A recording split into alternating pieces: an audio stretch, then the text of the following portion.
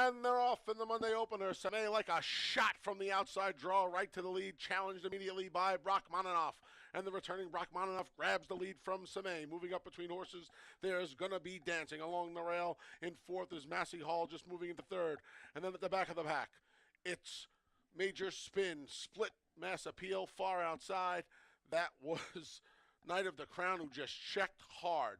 Knight of the Crown checked sharply at the rail, 22-2. The opening quarter, Rachmaninoff a length and a half in front of Gonna Be Dancing. It's a gap of 4 to Massey Hall inside, outside Mass Appeal. Then we come back to Samay, far outside Major Spin, and Knight of the Crown off the turn and into the stretch. Rachmaninoff trying to see it through. He's got 2.5 on Gonna Be Dancing. Down the center, here's Mass Appeal. Up the insides, Massey Hall, deep stretch. Rachmaninoff trying to hold off a couple of late rallies from Gonna Be Dancing and Mass Appeal, and Rachmaninoff's going to do it. Wire to wire in the opener by a length and a quarter. Then it was going to be Dancing at the 5-6, $30.20, 50-cent try, 5-6-4, $18.12, 10-cent super, 5-6-4-8, $9.15. They're in the gate.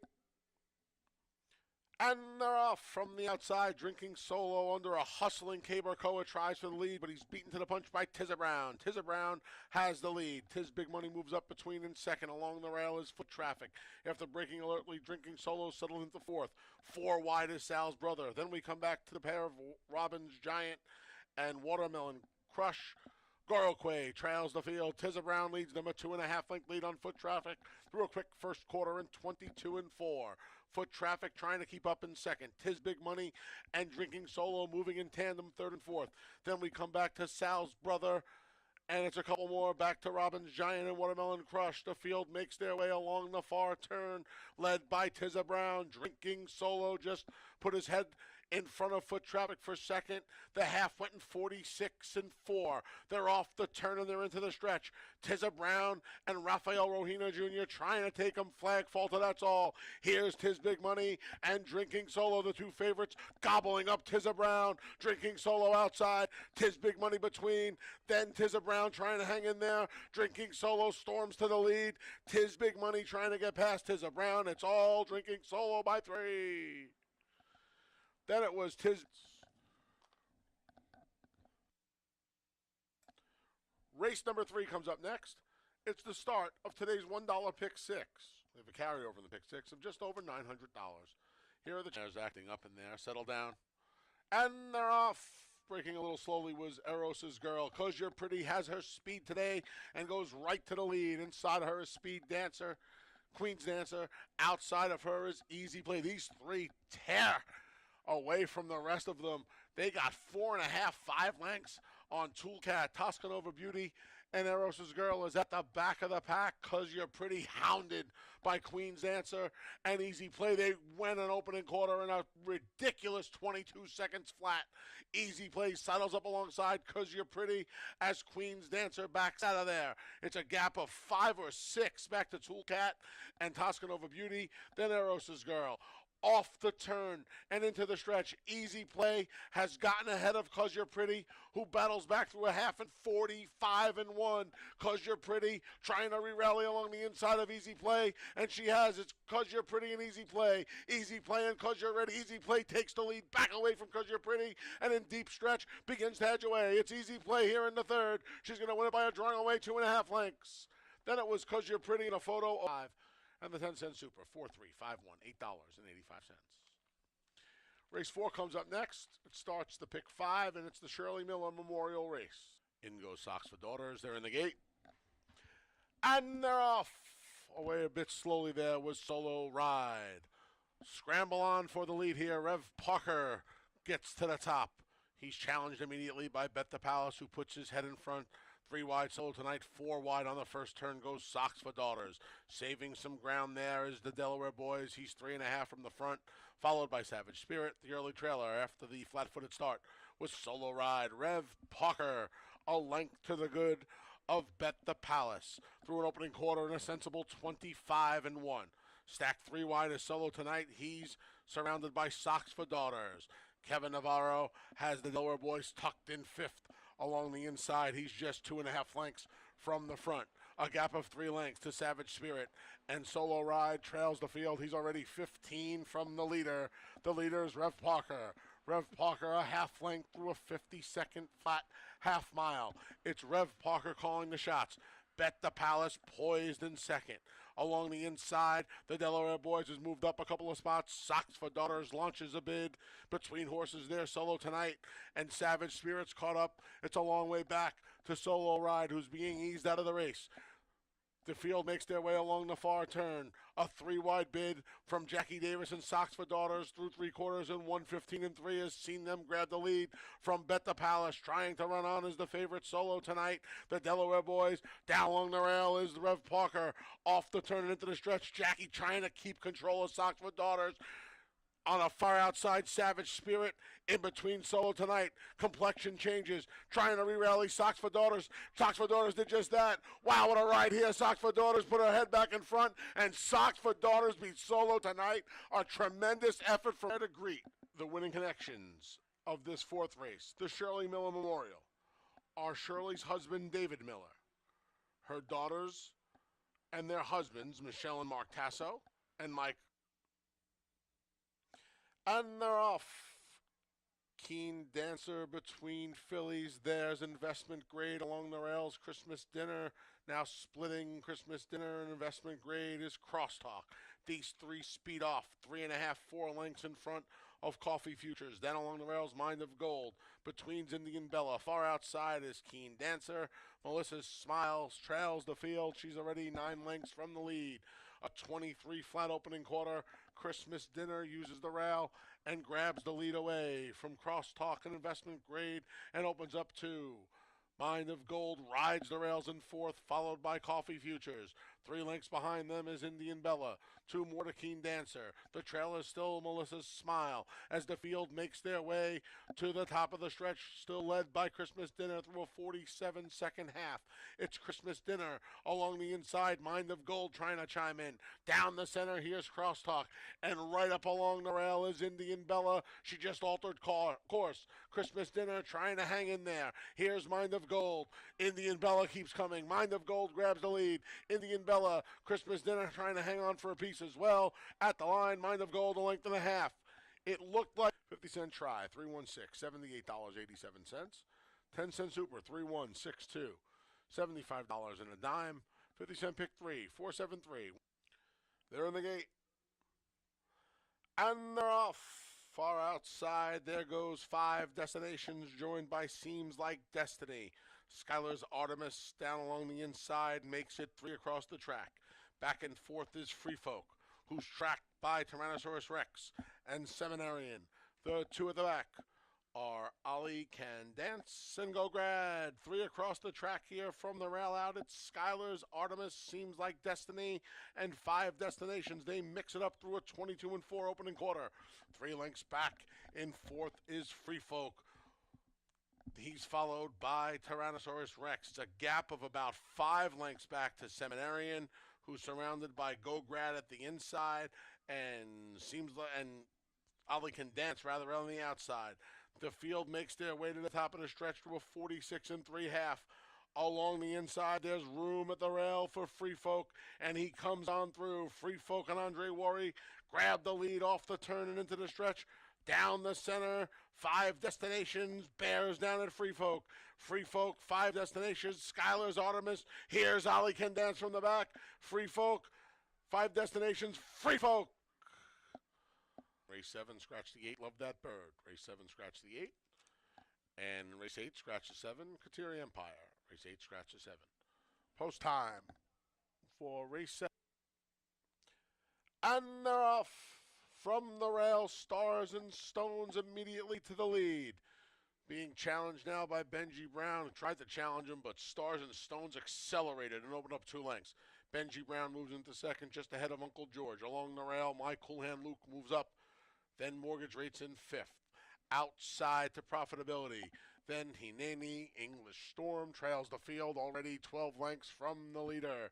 And the leader is Stars and Stones, who ripped through an opening quarter with Koa in 22 and 3. Stars and Stones, Benji Brown gives chase in second. Along the inside, Jeremias Flores trying to encourage My Cool Hand Luke. He just lost a spot as Uncle George went past him. The field makes their way to the top of the stretch and go the half in 46-1. Stars and Stones trying to see it through. Benji Brown's had enough. Here's Uncle George down the center. Uncle George with dead aim with Stars and Stones. The two favorites going at it. It's Stars and Stones inside. Uncle George outside. Uncle George and John DeVilla Jr. battle Stars and Stones and Cabracoa. These two, my cool hand Luke re-rallies, but coming down to the line, Uncle George prevails a half length. Then it was Stars and Heart. Winning rider, John DeVilla Jr. $2 double 1-6, 22.60. $2 exacta 6-1, 13.80. They're in the gate. And they're off. Call Me Carmelita shows her head first. Here's Miss Circular Gal to challenge for the lead as well. Along the inside, rushing up is Bayou Melody. Between fillies and mares is the New Miami. Down along the inside's Brisky Frolic. She's right alongside in traffic. The trailer is Miss Pab. Bayou Melody makes the lead. It's Bayou Melody, a length and a half from long shot Miss Circular Gal, who starts to backpedal. Brisky Frolic along the inside moves up through a 22-3 opening quarter. On the far outside, the New Miami Green Cap. She's just moved into second ahead of Brisky Frolic with Miss Circular Gal between. Outside, trying to launch a bid from the back is Call Me Carmelita. Along the insides in traffic, and it's a long way back to Miss Pabu Trails. Bayou Melody's moving right along, 46 flat. Kevin Navarro and Bayou Melody turn for home and come off the turn and into the stretch with a 5-length lead. The New Miami gives chase from the back. Miss Circular Gal tries to re-rally. Call Me Carmelita's there as well. Deep stretch. Stride shortening on Bayou Melody. She's on her hands and knees. Here's the New Miami. Miss Pab from out of the clouds. The New Miami, Miss Pab. New Miami, Miss Pab got her. And now it's official. $2 double 6-1, 33.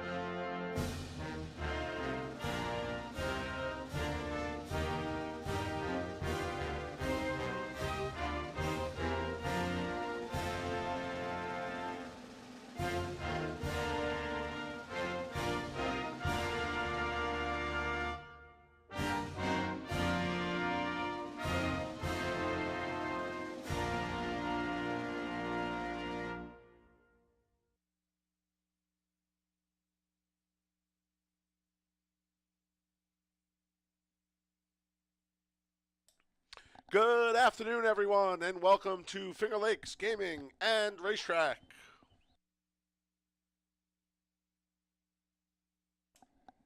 I'm your announcer, the Big A, Anthony Stabile.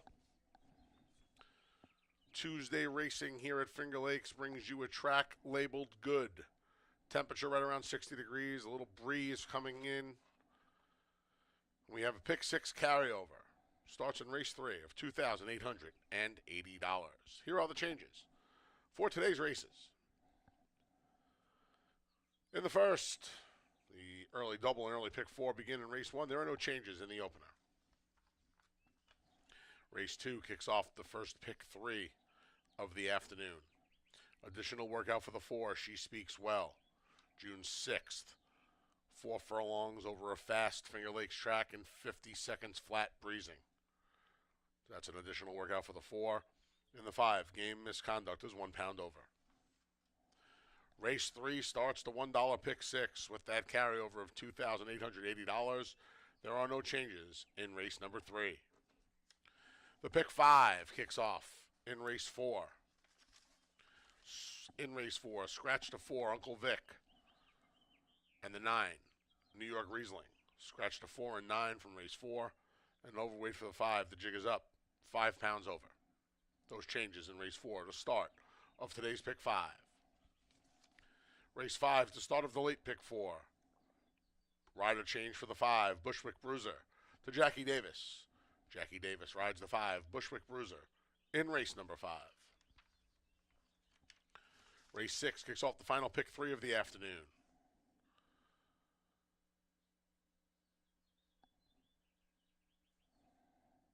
An overweight on the 1, Bella Mama, 1 pound over with an additional work.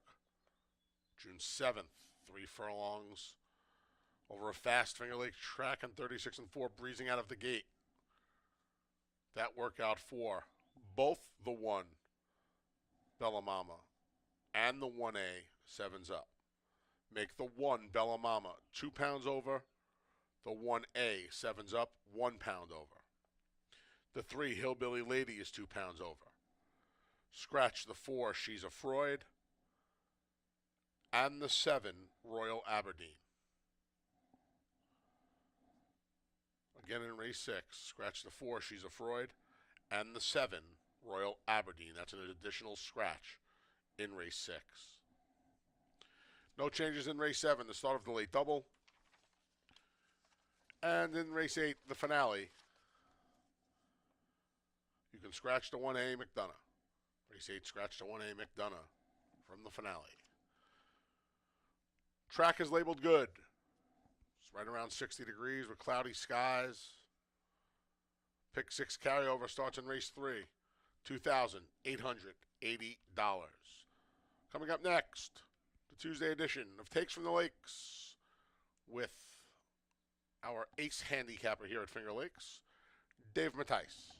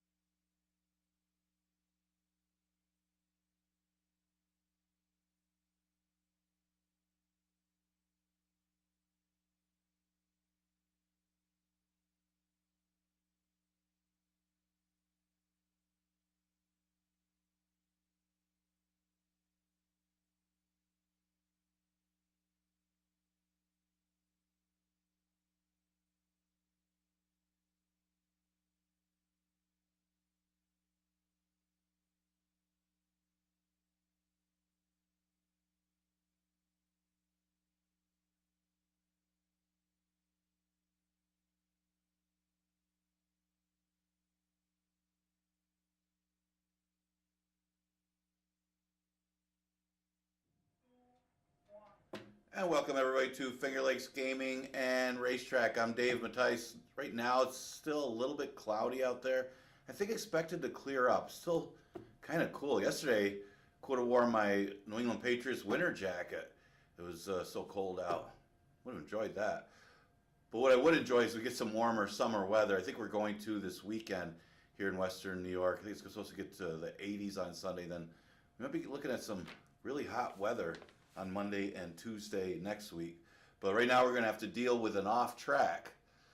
Right now labeled good, as we do still have some moisture in the track from yesterday. Kind of a steady rain last night. Never really any heavy stuff, but enough to keep the track condition good. So kind of lean towards and handicap for an off track for most of this card. We are going to continue Monday through Wednesday racing. So, we got racing tomorrow.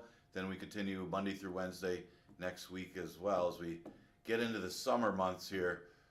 We got all our stakes race coming up, some big races coming up in the future. This is where the racing really gets good.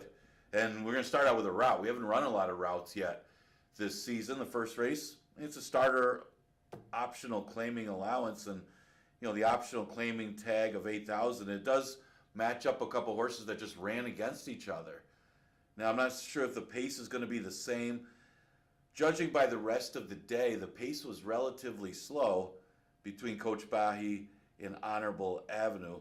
I tell you what, that ride by, hopefully I say her name right, Sophia Vive? I don't know. All I know is that she's a really good rider in Canada. She rides at Woodbine. How she rode Honorable Avenue is the way you're supposed to ride Honorable Avenue, and she got that horse home. And that's a better ride than what it looks like on paper, because I've seen that horse run second a lot, whether you're on the front, whether you're in the back. She kept that horse away from the horse enough and rode him right at the wire to beat Coach Bahi. Keeper Cole probably learning something from that race, and he'll probably try to do the same thing.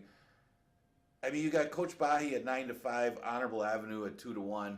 I guess you could see Coach Bahi turning the tables because that was his first route of the year. But he's run good fresh. It's not like he's needed a route in the past. So I know Honorable Avenue had a little bit of a fitness edge that race, but I also thought he kind of wore down a horse that didn't go that fast on the front end. So my thing is, why can't we have a replay of that race? He does have to add a couple pounds, but it's not like he gets really hurt by the weights. They were both 124. It's kind of a flip-flop of the weights. I just could see him doing it again. And he doesn't mind an off-track. And it's not like Coach Bahi steps up big on the off-track either. I actually think Honorable Avenue likes it. You can't really go by the overall record by either one of them of who likes it, who doesn't. Because Honorable Avenue has finished second a lot. So he finished the second a lot in off-track. He finished the second a lot in sprints. Finished the second a lot in routes. What they did figure out last time, maybe it was Carl O'Callahan who figured it out, he beat Coach Bahi. So is it going to be the same type of race? Does Maddie's Express kind of play into it? But the way Maddie's Express plays into it maybe hurts Coach Bahi more than it hurts Honorable Avenue, because Coach Bahi is more of the need-to-lead speed type. Honorable Avenue could sit a pocket trip or a stalking trip right behind Maddie's Express and Coach Bahi. He may be able to get an even better trip today than what he got last time. And I'm looking at the board right now. Early, you got 5-1 on Honorable Avenue with all the early money on Coach Bahi. I just think he might get even better trip because of the presence of Maddie's Express. Now, with that said, you could also see, and it wouldn't be a huge surprise if Coach Bahi turned the tables, because that was his first route of the year, and maybe he runs better second time going long. I mean, it's a good angle here at Finger Lakes for a lot of horses. But the horse ran phenomenal in a sprint race to start off the season. Not that he went that fast that day either, but it was almost like that was more of a tightener for him to go long, and he won the race. The pace scenario kind of worked out a little better when one of the other speeds got off slow that day, but he ran phenomenal. He still ran good last time. I mean, he just got beat at the wire. I'm going to throw in Dates Freedom for third on the return to Finger Lakes. I mean, the form isn't that good lately for Dates Freedom, but this horse was beating these horses when he was here before. So maybe the return, not just the return to Finger Lakes, but the return to Michael S. Ferraro, could be the recipe for the success again for Dates Freedom. I can see it. Like I said, these are the type of horses he was beating. This is his distance. Look at the record at the distance. I mean, he's had 3 starts at the distance with a couple wins and a second. Now, the last couple starts aren't good enough to beat these horses, but you know what? That's at a different racetrack. He likes it here. I can see it. Second race, an allowance race. Non-winners of 2, goes a distance of 1.70 miles. There's a couple races that I had just tough time with where I think you got to spread a little bit. And even though it's only 7 horses in the race, this is one of those. It's a well-balanced race, numbers-wise. I mean, maybe She Speaks Well doesn't play. That one's stepping up from 5,000. The rest of them kind of do. I mean, you got horses that belong here and could be competitive. I didn't really think Love That Bird. It should be 5-2. That was the other one. Man, that was the next one I thought would be the longest shot in here. That one's the favorite morning line. So I think you're getting a little value on a couple horses as far as the odds early anyway. Yeah, the last couple races aren't that great for Friday. I'm in love. I think that's a Clash song. It was a Clash, Colt, no Clash. I think it's the Clash.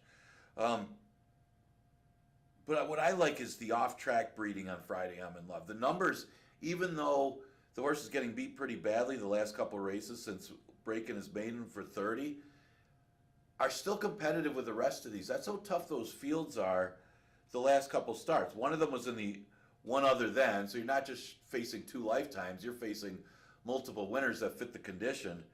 That's a tough race in New York. Now maybe the 25s aren't usually as tough, but I think he did catch a tough group in that one as well. He's out of a dam by any given Saturday. There's obviously some off track in there. Weekend Hideaway, there's off track in there. Both sides, you got a little bit of wet loving going on for Friday I'm in love, and I think this horse has a shot. And I'm just going to lean towards him as a top choice because there's a couple of them that are pretty equal in this race. The 7 is Petrolo. Here's a one also. The dam herself was very good on and off track. By the way, my numbers should be 2751. I don't have Sheik Speaks Well. It should be 2751 in this race. Petrolo, yeah, mentioned the dam. 5 starts in the mud, 2 wins, 2 seconds, and a third. And then you see Petrolo's only start when he broke his maiden here at Finger Lakes on and off track was in the slop. Granted, he was expected to win, but the horse was second, came back. He did a decent time. So, at least he can run okay on the off track. And mentioned be noteworthy. She did win part of a New York Stallion Series race. Of course, that was a sprint. And that would be the only thing. There's a little more sprint on that side. But route overall, I think this horse is a strong player. 6-1 morning line for the Bond Racing Stable. Mentioned the 5, Game Misconduct. Yeah, adds blinkers. I mean, they took the blinkers off last time. So I guess the question is, the stretch out to a mile last race actually improved. It was an improved effort from the previous sprint races. So was it the stretch out to the mile that the horse improved a little bit? That's basically what they're saying by putting the blinkers back on, because they took the blinkers off and he ran better. So I'm just assuming maybe it was the distance that he ran better and not the blinkers. Of course, it's the other. Maybe it's not such a great move. But out of a dam that was a stakes winner as a 2-year-old, the horse's running style is going to help. When you look at this race, most of the main rivals in here, when they've won on the front end, at least their most recent races. Creation of Adam. Well, he was lone speed last time. He won in the front. Friday I'm in Love, won on the front end. Ranger Blue, when he won on the front end. There's a trend here. Love That Bird, more of a speed horse. Needs the front end. Petrolo, also, when he's won, it was on the front end. You don't have horses that are necessarily passing horses closing ground. So maybe Misconduct, proving that he could come off the pace a little bit in that sprint victory when he broke his maiden, maybe he's the one that can pass horses late. Because there's some horses that have won on the front end, but they're just not fast enough to get the front end on some of these other ones. Now, I do think Friday I'm in Love's fast enough. It's just a matter of how much pressure he's going to get from Love That Bird, because they, to me, seem to be the 2 quickest. And I'm kind of hoping Friday I'm in Love is the speed of the speed. Creation of Adam, I don't know if he's good enough off the maiden. I mean, he did have things kind of his way. Kind of opened up there around the half mile. They kind of backed off him a little bit, and he got away from him and ended up winning. Now, here's the thing. They take the blinkers off. It used to be back in the day you couldn't do that. You couldn't change equipment off of a win. It's just because it's tough for the bettor to say, to play the horse, especially off a maiden victory. You're going to change equipment. Usually I think you had to have steward's approval back in the day, but maybe that rule's changed over the years. So, and it's just, what do you do with that? Maybe he does improve. Maybe they saw something that they didn't like with that last race. Maybe he was picking his feet up a little bit at the end, looking for the competition and couldn't see him. So they're going to take the blinkers off. maybe that could improve him enough. He is facing tougher going against winners for the first time. So I'm going to go with the 2, 7, 5, and 1. And a pretty open second race. That's a good one. Okay, third race, a starter optional claiming race, 8,000 the tag, goes 5.5. Start the $1 pick six. Got a horse that won an award. Fiery Heart was one of the top older males from last year. What a phenomenal season Fiery Heart had last year. Was up for Horse of the Year. It was pretty close between him and Allure of Money. Of course, Allure of Money was a multiple stakes winner, so he ended up winning it. But this one, 8 starts, 7 wins, and this was it a second. And man, has not missed the board here at Finger Lakes. And keep in mind, when he came here in September, he ran for 5,000 as a maiden. Wow, and he didn't win that day either. He came off the layoff. Buckley got him ready, and what a season he had. Buckley did something right over the winter. Did a great job with this horse. And again, the one second place finish was a rout. So he was undefeated here at Finger Lakes in sprint races. So am I crazy picking against him here? Well, if he's vulnerable, it'll be the first start off of the layoff here today. I mean, keep in mind, the first start off the layoff last year that he won was against maidens. And it was a really bad field that he beat. I don't want to say bad field because it's all relative, but not the strongest of fields, we'll say, that he beat. Now, he just got better as the year went on. I wasn't a true believer in Fiery Heart until the day he beat Forward Motion, when Forward Motion was absolutely lone speed. Forward Motion was out there easy, and Fiery Heart still ran that horse down. Pretty impressive. So how good is Fiery Heart? If he had a race, there is no doubt I would have took him on top. But for value's sake, and just the fact that he's off the layoff, I'm going to take a shot on Nottoway. Now, Nottoway's giving away weight. I don't like that. But what I do like is the off track. I mean, this horse, where he might have the advantage over Fiery Heart, will be that great off track record. And you can't ignore it. I don't like the weight again. I mean, he's carrying the top weight in here off of the victory. But he's got 4 wins and a second on off tracks. Normally I say, well, was it the competition? Was it really just didn't lose his form? The other horses didn't run it? No. When they're 4 for 6 on an off track, they step up on it. And his numbers are very comparable to Fiery Heart's anyway, that being the sharper, fitter horse right now, I don't know necessarily fitter. I mean, Fiery Heart could be a horse that runs well fresh and should be fit. He knows the works, and Buckley's been great off the layoff, but I think having races might be an advantage for Nottoway, and I'm going to give him a slight edge. And you're going to give it a little value because Fiery Heart's going to be a short price. Limit Up could be the inside speed here. Well, it depends on how soon number 1 Dylan and Nottoway go at, but he's dangerous. I mean, inside speed looked pretty good early in the card yesterday. I thought it kind of evened out the second half of the card, but Limit Up is dangerous if he's left out there in 46 and change 47 type pace. I don't know, they won't get 47, but if he gets over 46, he could be gone, even though you got a strong feeling. Now, Stone Guitar is probably going to be the other one that's going to be out there with him. How about that for Carl O'Callahan? Claimed the horse for 5,000, stepped him up into the 1 state bred, and right away got the victory. That's how you play the game. I mean, that was a big effort by Stone Guitar, too. He's the presser today. I don't see him coming back.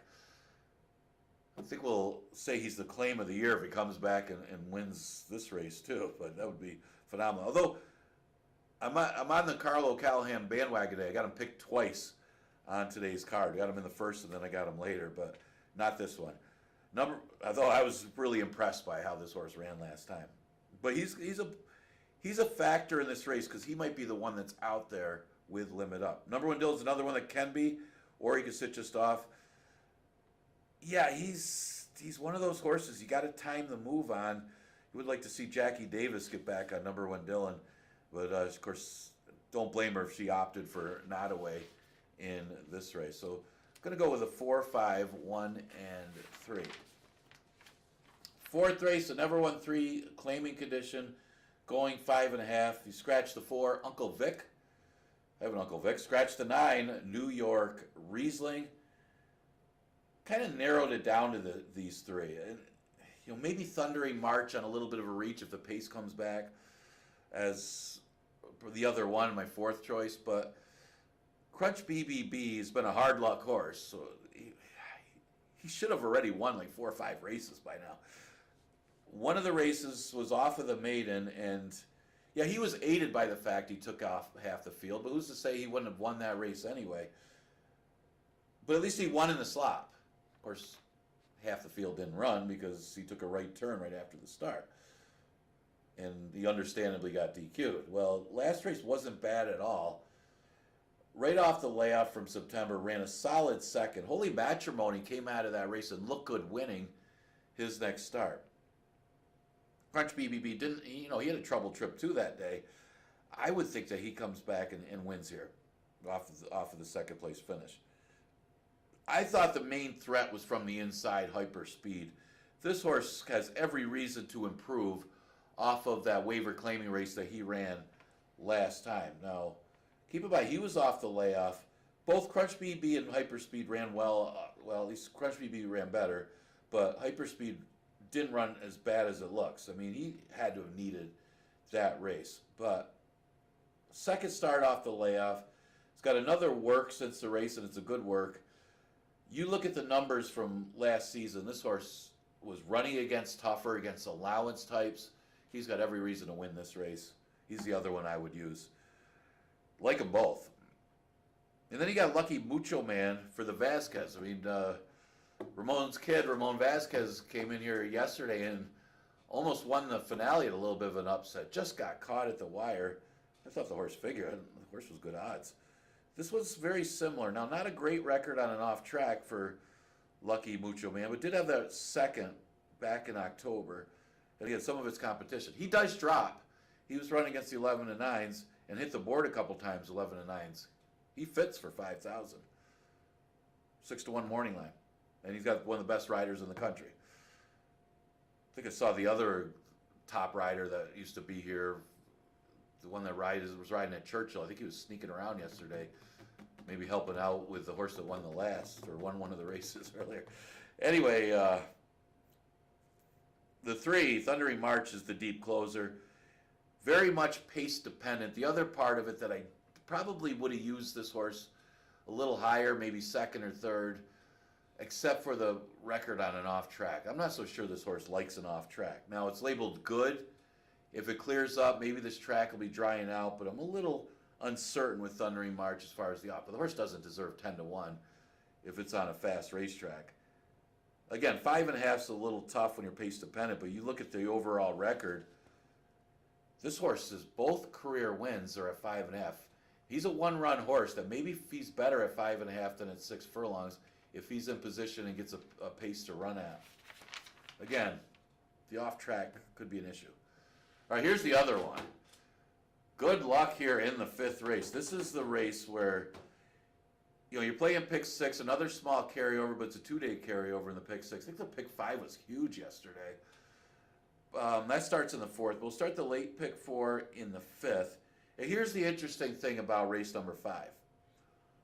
And this is big too, especially here at Finger Lakes. Brunswick Bruiser is the only horse in the field that has run a route in 2024. Does that mean anything?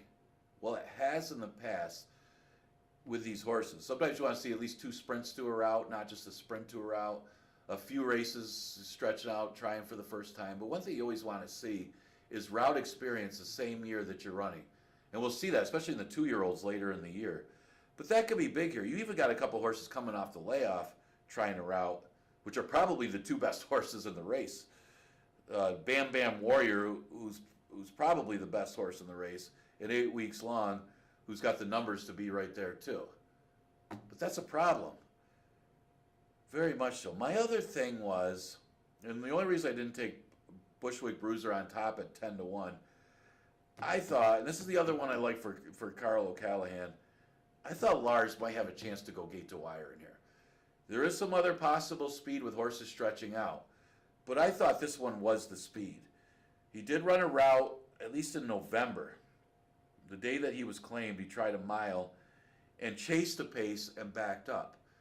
I think it'll be a little different today where he gets the lead, and he's got some breeding to go along, but the big thing is, yeah, he's got some off track a little bit.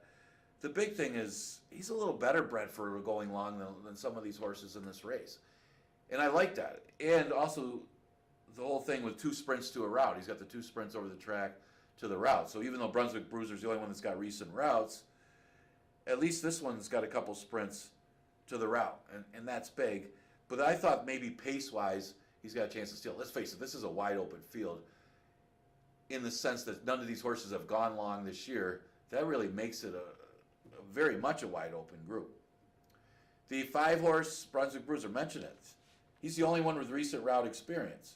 Got a capable trainer, got the rider changed to Jackie Davis, like that, coming in here, jockey that knows the track. And the last win for Brunswick Bruiser was the, I'll have to ask Anthony, who's the Bruiser? That was the wrestler. Anyway, this one won in the mud going 7 furlongs, and mentioned, I mean, the recent route's only going to help the horse, even though it was a poor effort. And that's really what kind of scared me off him a little bit as far as putting him on top, was that last effort. Again, fitness advantage. 8 weeks long, kind of always the bridesmaid, never the bride. Don't usually say that with the boy horses, but he doesn't win here at Finger Lakes. He makes that move, finishes 2nd and 3rd a lot. Well, when you get punched in the face enough, eventually you either block it or you duck, and you don't take the horse on top anymore, especially off the layoff. I think he eventually will win against these horses in the $5,000 claiming condition, especially this lifetime condition, but not for me today, just because of that record at the racetrack. I'm going to go with 3, 5, and 1 in the 5th. Okay, 6th race, scratch the 4. She's a Freud, scratch a 7, Royal Aberdeen.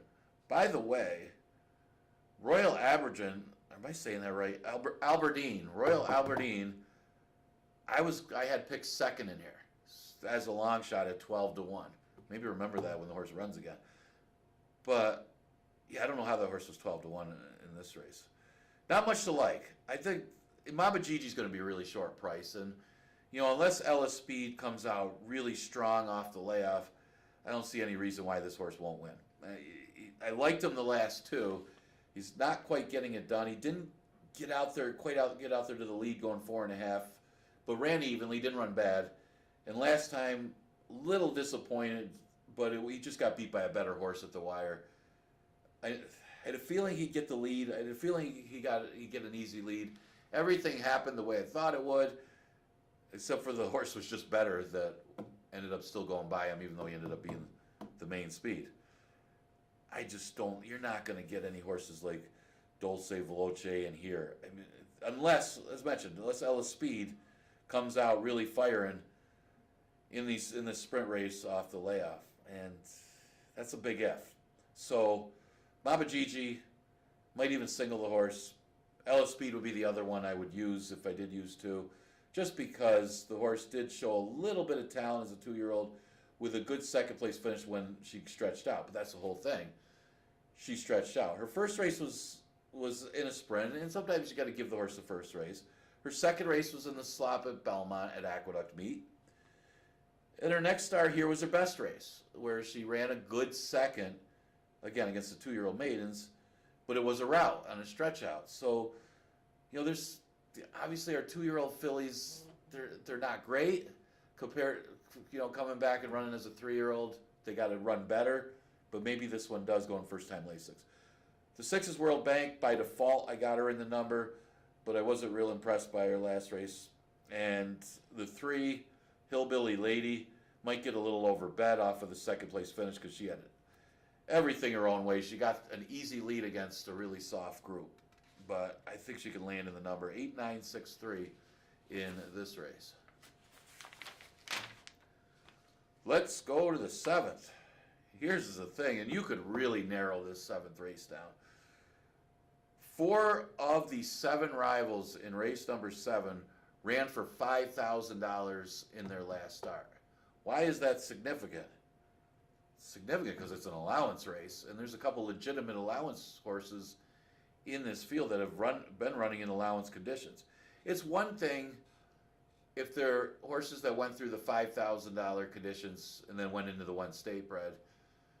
No, you're talking about horses like Dock Advantage, Tacony Road, and Devious Banker does have some humble beginnings, but they're horses that are running against good allowance fields. And now you got Holy Matrimony stepping up from 5, Bowing Snowman stepping up from 5, Devil or Angel, who's been in allowance before, but stepping up from 5,000. It really looks like you can narrow it down to the allowance horses beating up on 5,000 claimers. It looks like they're dropping in class to face the other ones. And they're the ones I'm going to use. And Dock Advantage ran the race of his life last time, at least numbers-wise. This horse easily had his best lifetime mark, his best lifetime buyer of 81. I mean, he wasn't even close to that before. Plus, he was a horse that finished second a lot, and he showed a willingness to win that day, beating a good field. Can he repeat it? Well, if he does, he's going to win again and might even win by more. You could almost argue that was a tougher field that he beat last time than this one. And I am going to argue that, and that's why I like him on top. I think it was a tougher field that he beat last time than this state-bred field.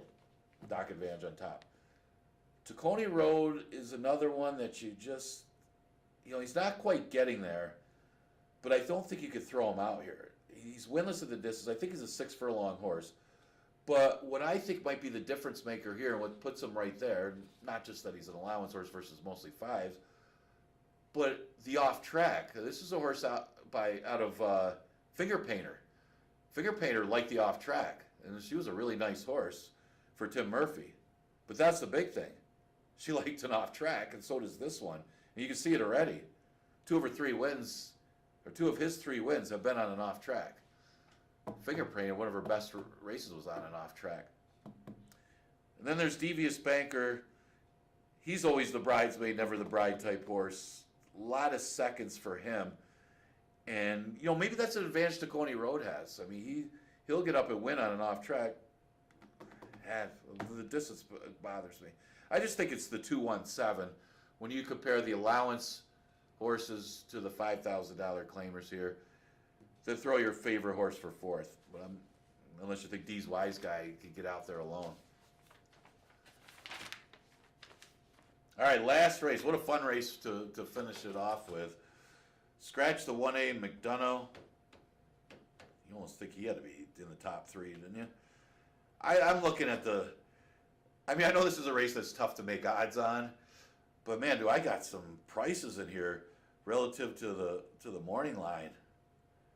I don't think I'm going to get 5-1 on Tater and Tot, first of all. I think the horse could be the favorite, but you know what? I'm going to take it. I'm going to say, hey, I got a 5-1 horse in here with Tater and Tot.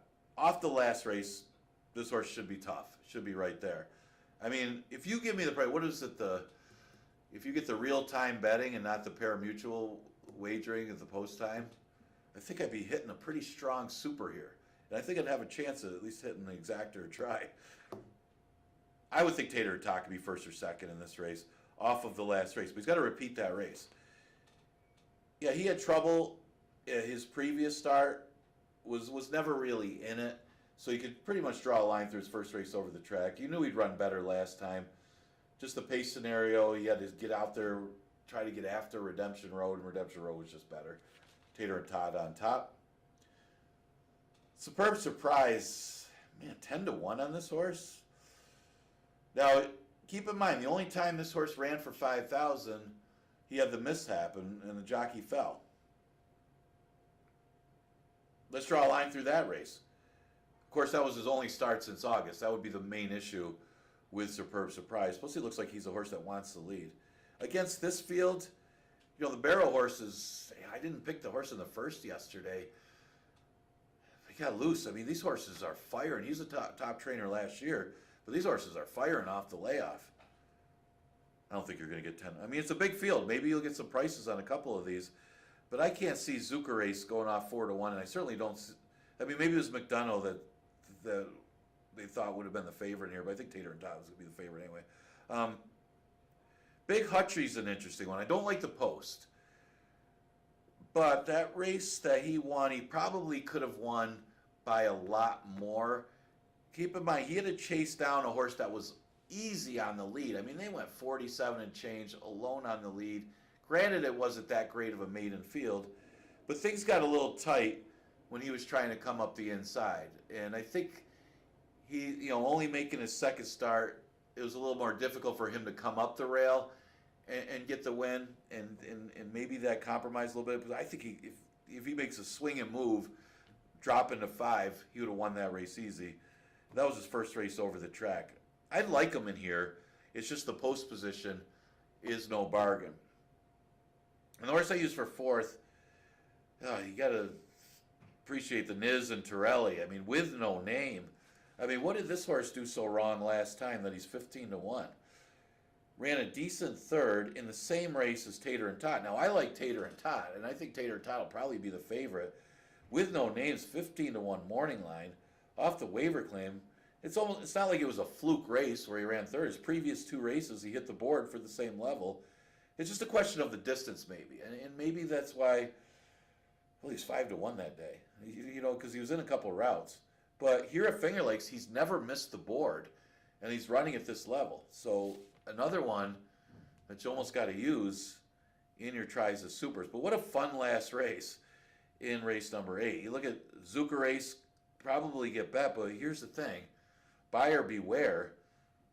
Zucker race almost needs the lead, and he can't get it. I mean, I thought he was going to be low in speed last time. He didn't get the lead, and he hung and backed up as Marissa Maserati's horse got the lead. And then this horse is just mid. He's average when he doesn't get the lead. And I don't think he's going to get the lead. Well, at least he'll have company. I mean, BC Glory Days looks like a horse with a lot of speed, and that's another one that plays a little bit too. And the other thing, John Davila gets off to ride for Linda Dixon here, and a horse that's got pretty low numbers. So, yeah, I don't know if I would take a short price on that one. Not saying he can't win, but he might have to get the lead to do so. Not sure he will.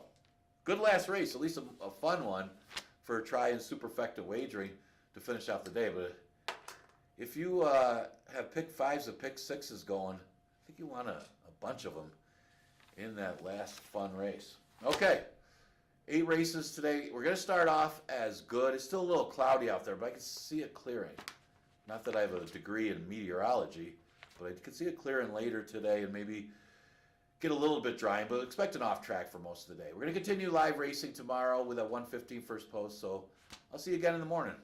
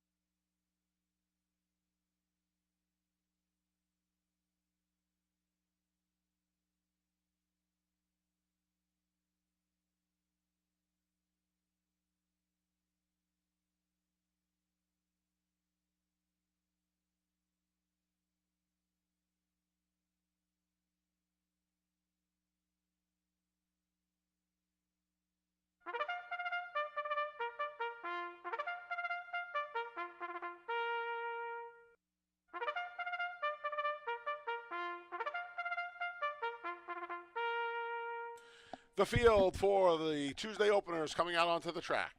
The one is Dates Freedom with Luis Perez. The 2 is Full Moon Fever with Andre Worry.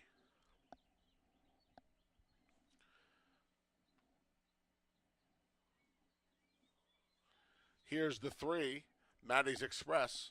Michael Davila Jr. rides.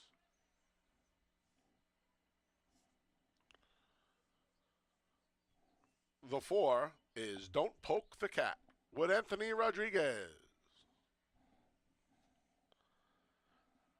The 5 is Honorable Avenue. Cabracoa is in the saddle.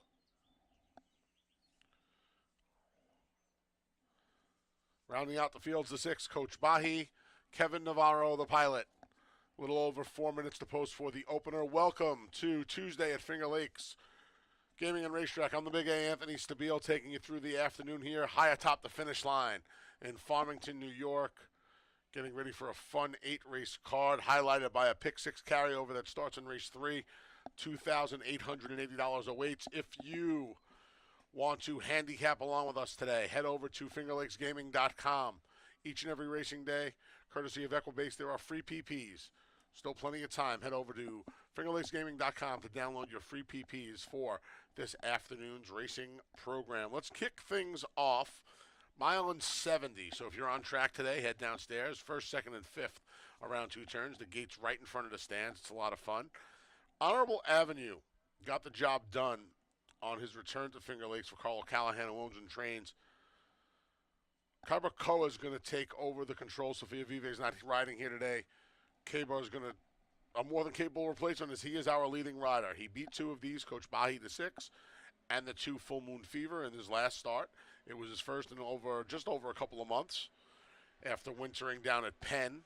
Unlike a lot of the runners up here, he did not have the big break, the November to April layoff. So I think that has certainly been beneficial. A lot of Carl's horses, all of Carl's horses seem to be running well. He's hit the board with nearly 2/3 of his runners already. And Honorable Avenue came back ready to roll. He loves it here at Finger Lakes. He's hit the board in a remarkable 24 of 38 tries here in Farmington. And he's versatile. He can win from just off the pace. He can be on the front end. Him and Coach Bahi were never more than a half length apart last time from bell to wire. So I would imagine that's going to be the same thing happening here. I just can't believe he's 5-1 and Coach Bahi is 4-5. Look, Coach Bahi, he got the better of him last time. It was his second start off of the long layoff, so understandable. He won going 5/8, stretched out. That's a tough stretch out to make, even for a horse who has plenty of foundation from last year.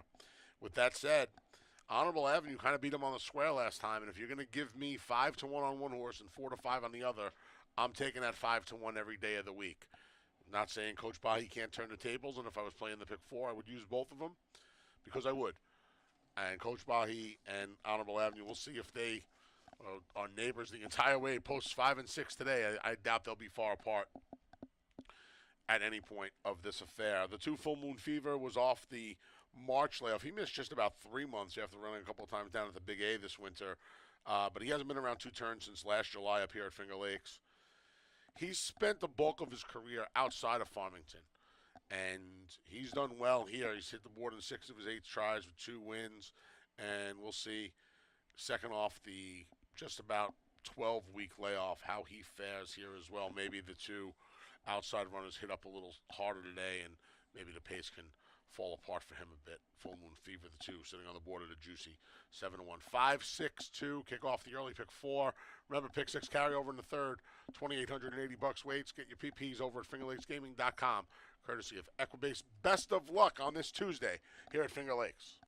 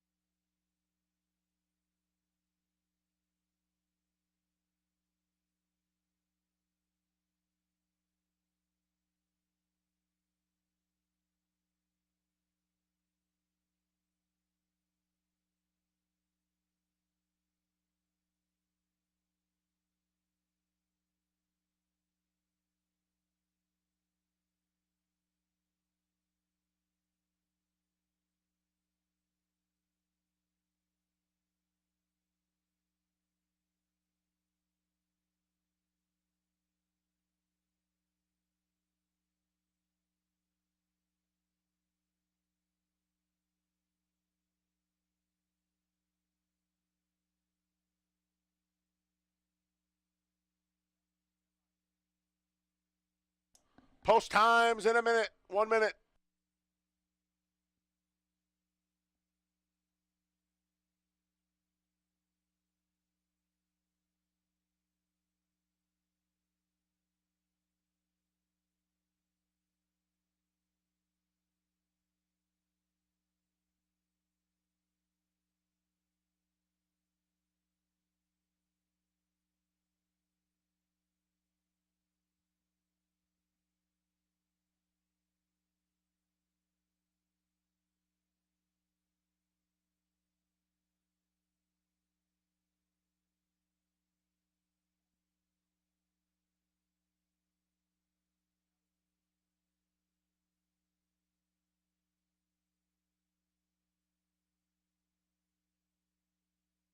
The field for race 1 has reached the starting gate, and it's post time.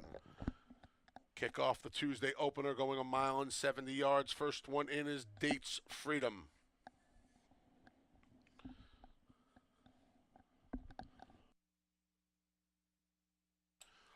Full Moon Fever goes in next.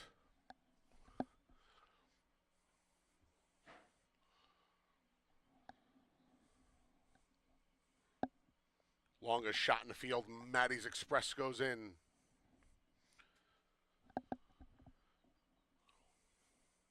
Here's Don't Poke the Cat. Don't forget, free PPs available each and every race day at fingerlakesgaming.com, courtesy of Equibase, as Honorable Avenue takes his spot in the gate.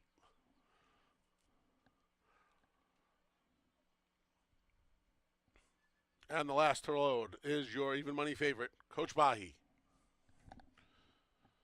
They're in the gate. And they're off on Tuesday at Finger Lakes. Honorable Avenue to the lead. And now Coach Bahi asserts himself from the outside draw, and he shows speed as well. Maddie's Express protecting the inside, and he'll take them into the first turn with a half-length lead. 2 wide there is Honorable Avenue. 3 deep's the favorite, Coach Bahi. Saving ground along the inside is Dates Freedom. Then we come back in 5th. That's Don't Poke the Cat. The trailer is Full Moon Fever, but he's just 7 lengths from the lead. As they go around the clubhouse turn, they're led by Maddie's Express. Maddie's Express, 3 parts of a length over Honorable Avenue, stacked 3 deep is Coach Bahi through an opening quarter of 24-4. We come back a length and a half, 2 lengths to the rail. That's Dates Freedom. A length and a half more. Losing ground on the outside is Don't Poke the Cat. He was just passed along the rail by Full Moon Fever. They make their way to the far turn. Long shot. Maddie's Express has been there from the start. He's still a length to the good of Honorable Avenue. Coach Bahi revving up 3 wide with a half in a quick 48-3. Under a ride is Dates Freedom. Back out of last is Don't Poke the Cat. The trailer's Full Moon Fever. The leader is still Maddie's Express. He's midway on the turn, and he has a 2-length lead. Maddie's Express trying to see this through. Coach Bahi's under a ride. On the far outsides, Don't Poke the Cat. Room at the rail for Dates Freedom. Off the turn into the stretch through 3/4 and 113 flat. Maddie's Express trying to hang in. Here's Coach Bahi. Don't Poke the Cat with a full head of steam. Down the center of the racetrack. Attacks the favorite. Coach Bahi along the inside. Dates Freedom just found room, and Dates Freedom put his head in front. Dates Freedom. Coach Bahi battles back. Dates Freedom. Coach Bahi. Dates Freedom. Dates Freedom got his nose down on the line over Coach Bahi to start the Tuesday card in fine fashion in 144-3.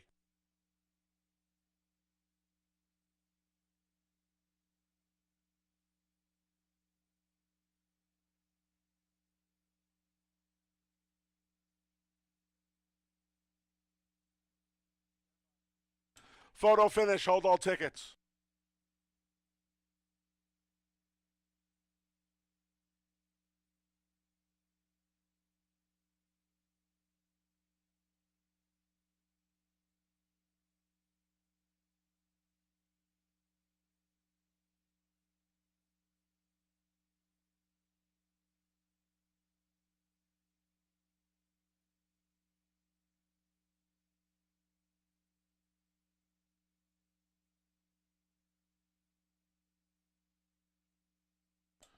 Number 1, Dates Freedom was first. 6, Coach Bahi second. 4, Don't Poke the Cat third. 3, Maddie's Express finished 4th.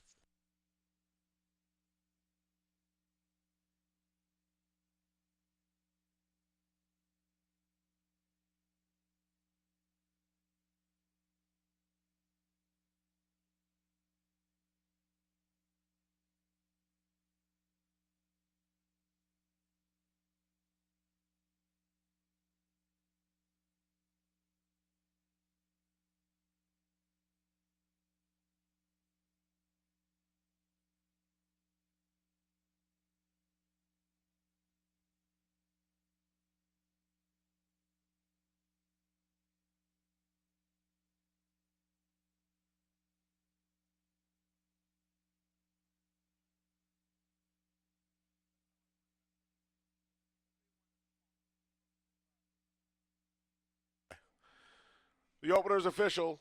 Returning to the winner's circles, the number 1, Dates Freedom. The 5-year-old gelding's a son of American Freedom. Out of the Essex True Mare, Southern Truth. The New York bred Dates Freedom's owned by DLM Stables LLC, trained by Michael S. Ferraro, winning rider Luis Perez. And it's official.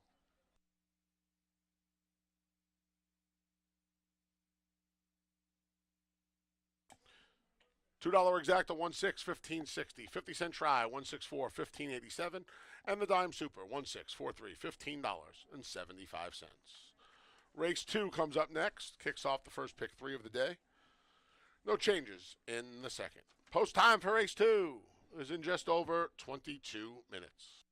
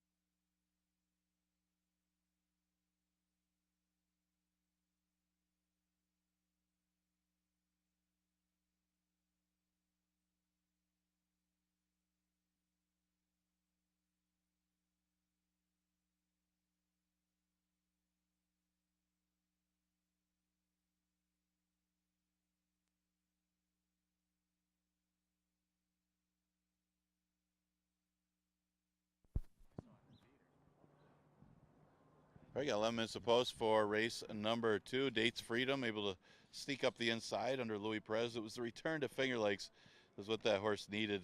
Has been really good here at Finger Lakes. Just doesn't run the same kind of races in New York, but he'd like to hear it at home. Michael S. Ferraro with the victory to start us off. They really found that one late too, odds of 6-5. Allowance race is the second, never won 2 condition. Wide open group here. You know, Friday I'm in Love will be making his first Finger Lakes start. Track is drying out there, but this one should really enjoy a little moisture in the track with his breeding. This will be the first attempt on and off dirt track for him, and the last couple starts haven't been as good finishing off the board, but he's been against a couple tough groups, and actually coming here to face these 2 lifetimes, it's a little bit easier than his last 2 starts. Broke his maiden against maiden claimers. A lot of speed in here. Most of the main rivals in this race have won their respective maiden races on the front end, but he's quicker than a lot of them outside of him, and he should be in the mix early and hopefully be around there in the end. He's at odds of 5-2. The 7, Petrolo's got to be considered in here. Also another one that should like an off track out of a dam by Race the Footnotes. Now that dam made 5 starts, not just off tracks, but muddy or sloppy tracks. 2 wins, 2 seconds, and a third. So that says right there that this horse should not mind an off-track horse. Read the Footnotes, usually like it. He is outside, but he's another one to consider. Very well bred and currently at odds of 3-1. The 5-horse Game Misconduct, the only one in this field that won his maiden race from just off the pace. Well, he did it in a sprint, though. Was facing mostly restricted 3-year-olds. Last 3 races up against older. Did stretch out last time to the mile. Took the blinkers off, but wasn't badly beaten. Comes here and puts them back on. So was it the blinkers off that he ran better, or was it stretch out to the route? We'll find out today as Michael S. Ferraro looks to try to win each of the first 2 races with Louis Perez aboard. And this one's certainly live if the pace comes back to him a little bit. Pretty good price at odds of 12-1, considering he's the only true horse that comes from out of it. And you got a bunch of horses that like to be up close, and there's a couple of them that don't really have the speed to be on the lead. She Speaks Well, 17-1 is the same price, and he's coming up from a 5,000 claimer. Creation of Adam, can he improve off of that maiden win? He had everything his own way when he broke his maiden against the special weights. This is a lot tougher, and there's a lot more speed. I mean, he should not have an easy lead like that in here, you wouldn't think. He takes the blinkers off. Interesting move. You're coming off a win, and you're making a change of equipment. See if that helps. He did make his first career start without blinkers, and he ran fairly well on and off track. He does have room to improve for another one that's well bred. Wide open race in race number 2. Exacta Tri Super Daily Double and pick 3 starts here.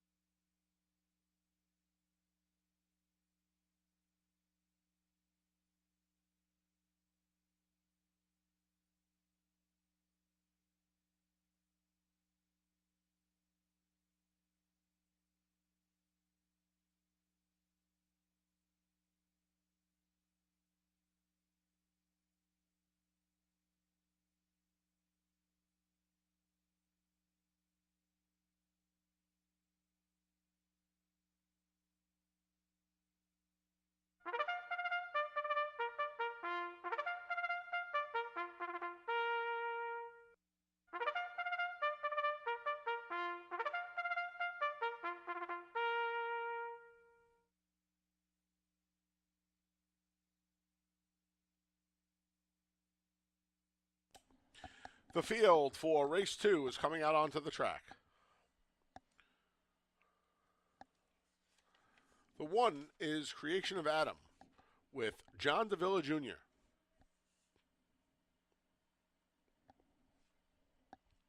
The 2 is Friday I'm in Love with Andre Worry.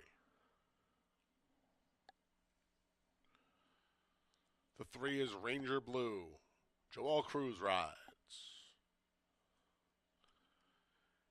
Here's the 4, She Speaks Well.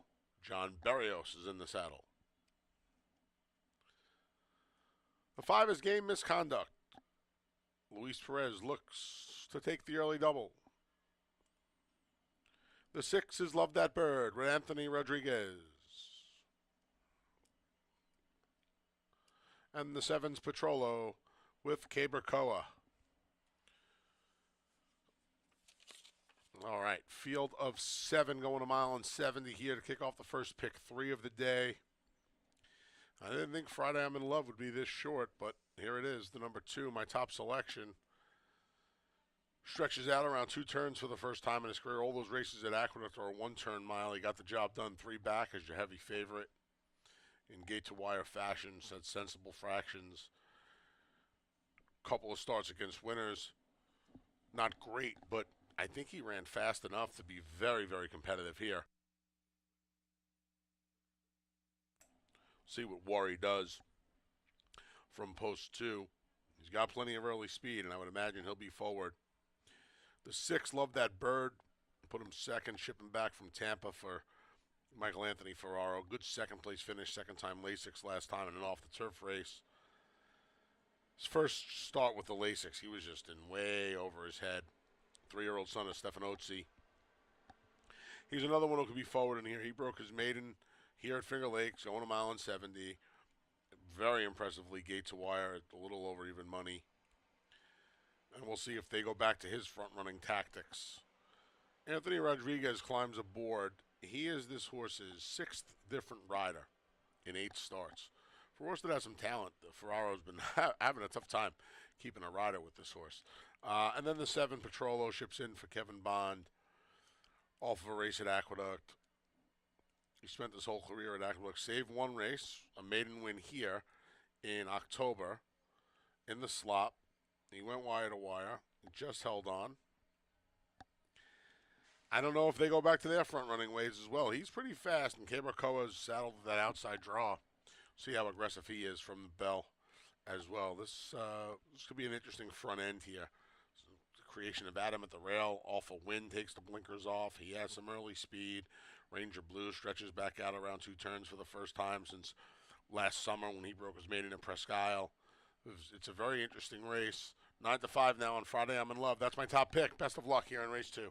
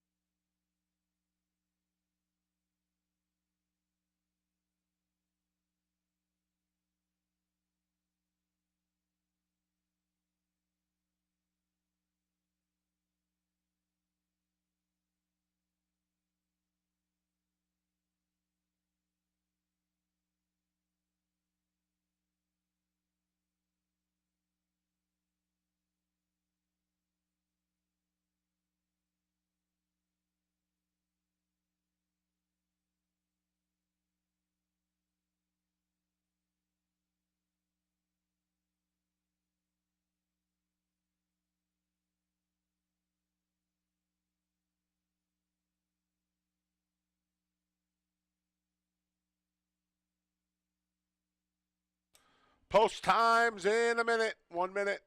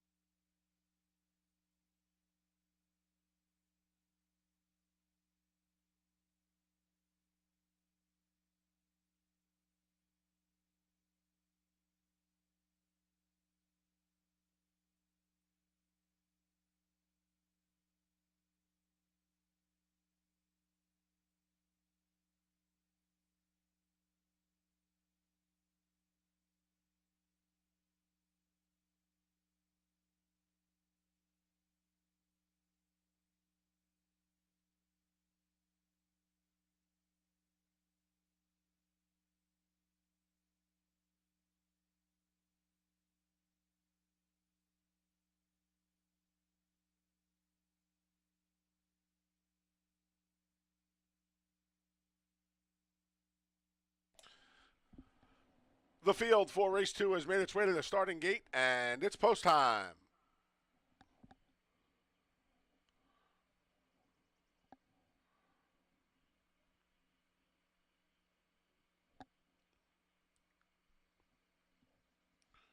First to load in, perhaps appropriately, is Creation of Adam. Friday, I'm in Love. Slight favorite goes in. Here's Ranger Blue.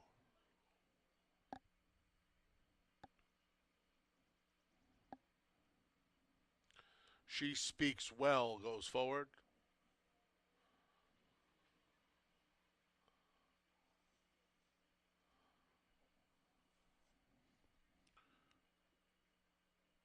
Game Misconduct.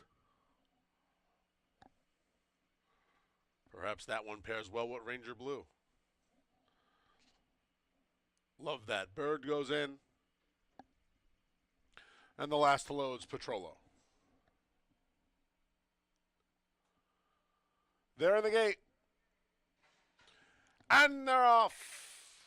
The gray, Love That Bird, shows first. Now hustled between is Ranger Blue. Splitting is Friday I'm in Love, and along the rail is Creation of Adam. So it's Ranger Blue with a short lead over Friday I'm in Love, who protects the inside draw and now takes the lead away from Ranger Blue. Midway on the clubhouse turn, it's Friday I'm in Love. Ranger Blue right alongside these two alternate on the front end. 2.5 back to Creation of Adam, who's third, and then Love That Bird's fourth. Fifth is Petrolo. He's 7 lengths from the lead. Long way back to She Speaks Well. Game Misconduct has been pulled up out of the race. 23-3. A very quick opening quarter for the mile and 70. Friday, I'm in Love. Friday, I'm in Love. Love That Bird attacks through a 47-3 half. They're going fast on the front end. Friday, I'm in Love. Here's the gray, Love That Bird, to come calling right away as the field makes their way along the far turn. Back along the inside's Creation of Adam, just about to be passed by Petrolo. And then Ranger Blue has fled the scene. Love That Bird and Friday I'm in Love. 1:12-4 for 3/4. Petrolo gobbling up ground down the center of the course. And Creation of Adam is between horses. Off the turn and into the stretch. Love That Bird bracing for Petrolo. Love That Bird. Petrolo down the center keeps grinding away. Love That Bird trying to hang in there. Petrolo keeps coming. Love That Bird and Petrolo. Love That Bird unwavering. Petrolo gives futile chase. Love That Bird a length. Then Petrolo, Creation of Adam, Friday I'm in Love rounds out the Super in 145 and 4.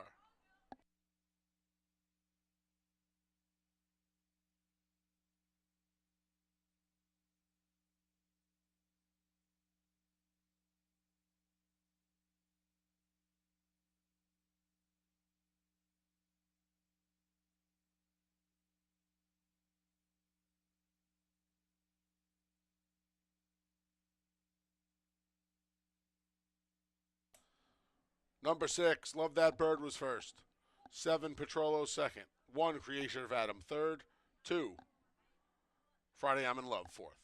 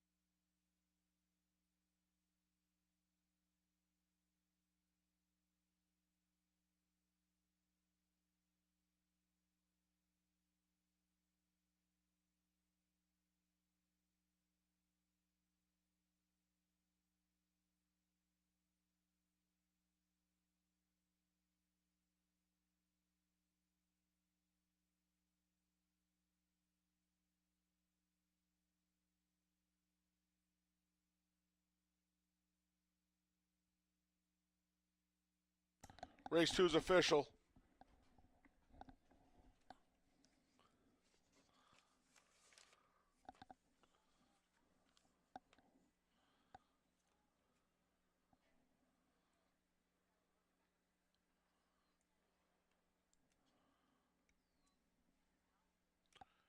Returning to the winner's circle is the number 6, Love That Bird. 3-year-old gelding's the son of Stefan Otzi out of the Freud mare Esprit. The New York bred Love That Bird is owned and trained by Michael Anthony Ferraro, winning rider Anthony Rodriguez.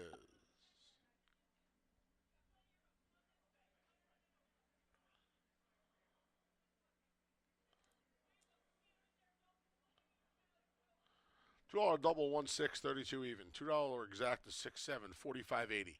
50-cent try 6-7-1 $47 and a quarter. 10-cent super 6-7-1-2 $26.55. Race 3 comes up next. It's the start of the $1 pick 6. Today's pick 6 features a carryover of $2,880. Here are the changes for the rest of the races. There are no changes in race 3. In race 4, scratch the 4 Uncle Vic and the 9 New York Riesling. In the 4th, scratch the 4 and 9. A rider change in race 5 for the 5 Bushwick Bruiser to Jackie Davis. Jackie Davis rides the 5 in race 5. These scratches out of race 6, scratch the 4 She's a Freud and the 7 Royal Aberdeen.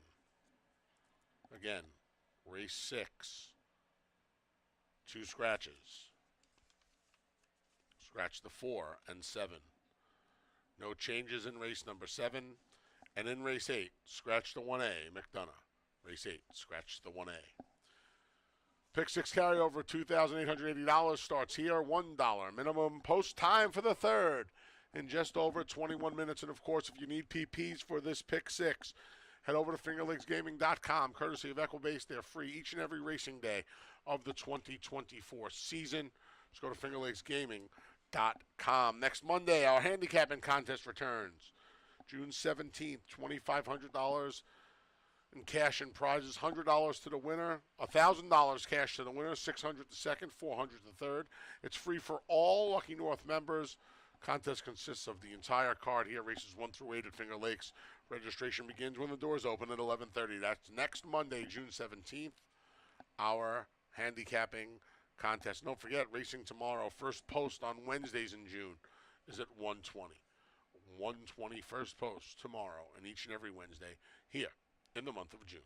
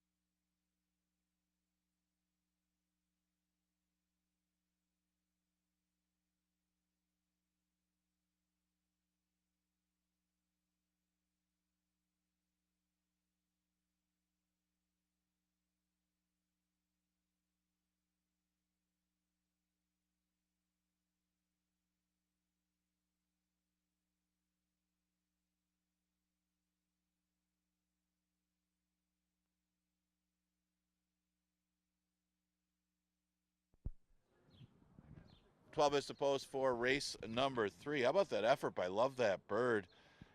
Outside the whole way and able to go on with it. Even Petrola was out there. Anthony Rodriguez gets a victory. A little bit of a price on that one. That one's improved since he was here as a 2-year-old. Today really showing it with the triumph in the second.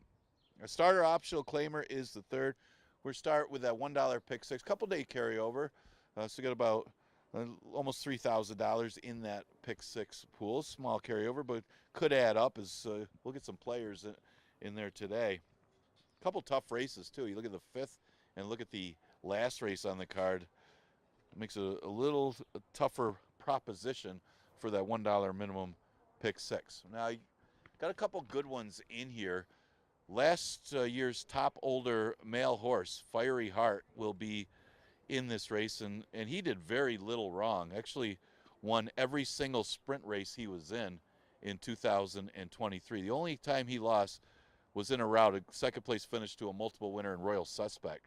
And that horse kind of owned the starter condition at that time in routes. But this horse was phenomenal last year. But it is his first start of the year, and you do have another good one in here in Nottoway. Nottoway didn't do well at all as the favorite, his first race over the track, but bounced back with a good-looking victory last time under Jackie Davis. And the big thing is, if there's still moisture in that racetrack, which I think there is, Nottoway might have an advantage in that sense. 4 of 6 wins on and off track. He's got 4 wins at the distance and only 7 starts at the distance, and he does have that victory in the starter last time. So it could be a good battle here between the two, and those are the two that are getting most of the early play. Let's see if Nottoway can pull off the minor upset over the horse that absolutely owned the starter allowance sprint division last year. That's an understatement. That horse was so good. Limit Up is the inside speed. He was actually the beaten favorite against Nottoway last time.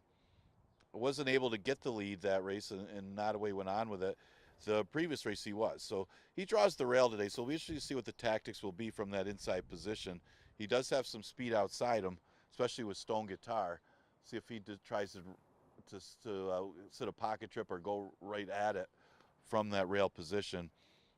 And that could be the key here. But he's definitely capable off of the second place finish last time, especially shorten up to 5.5 from that post. But he looks like a player in here. Exactatri Super Daily Double, pick 3, and that $1 pick 6 with a little bit of a carryover starts here.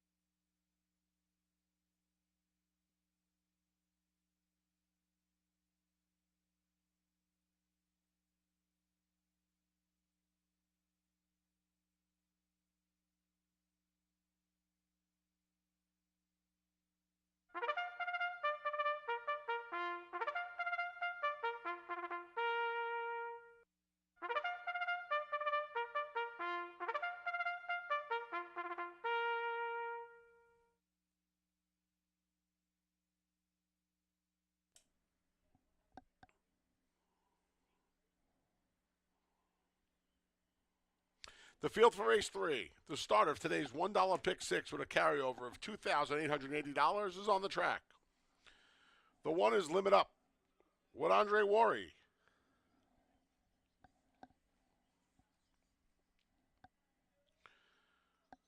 The 2 is Gandy Dancing. Joel Cruz rides.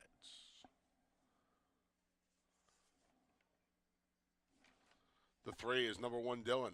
Heeman Harkey's in the saddle.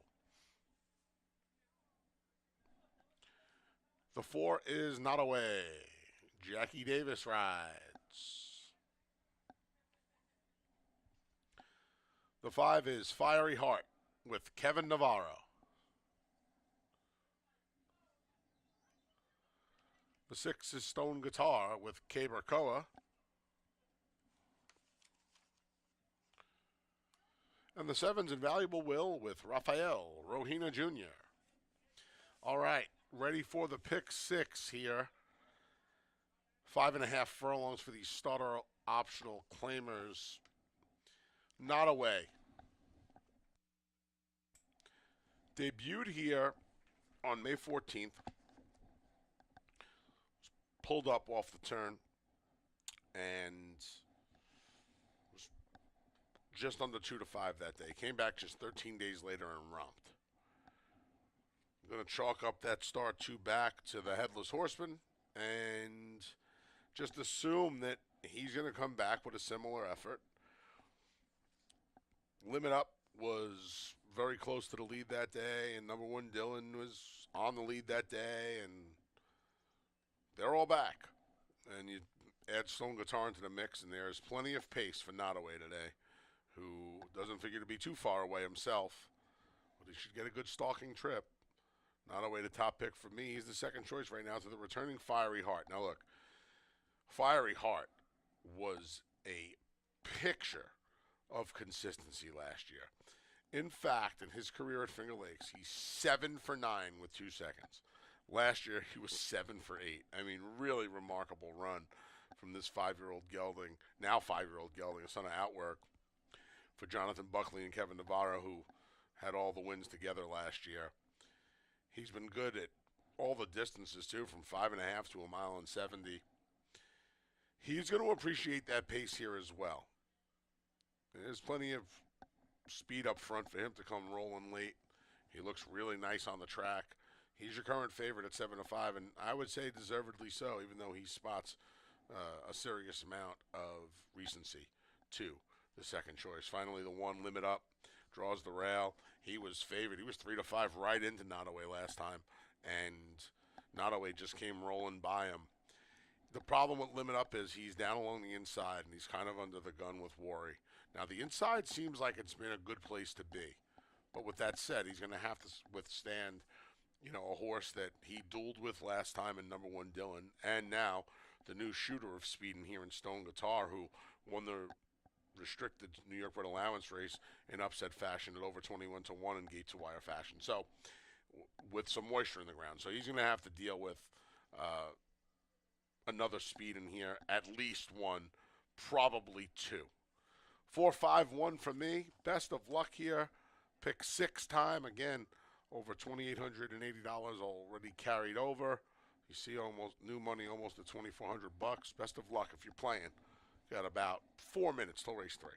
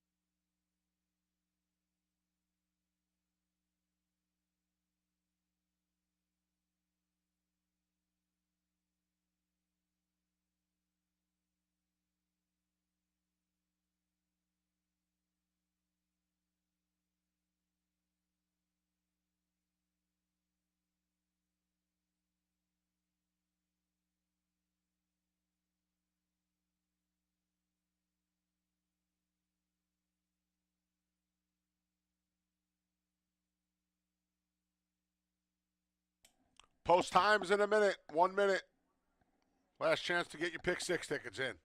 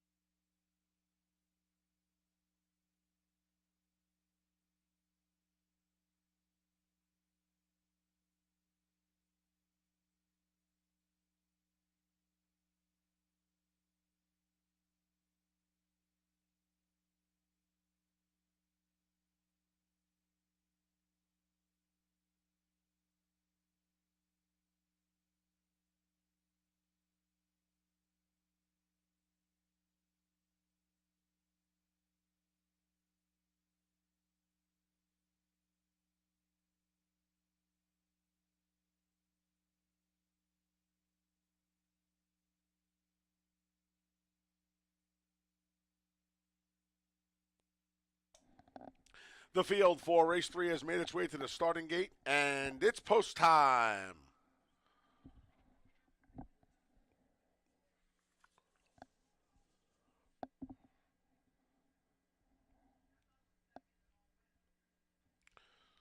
Pick 6 starts here. Limit Up goes in first.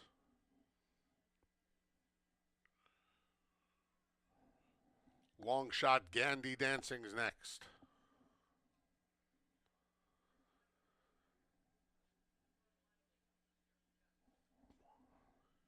Here's the Speedy Gray, number 1 Dylan.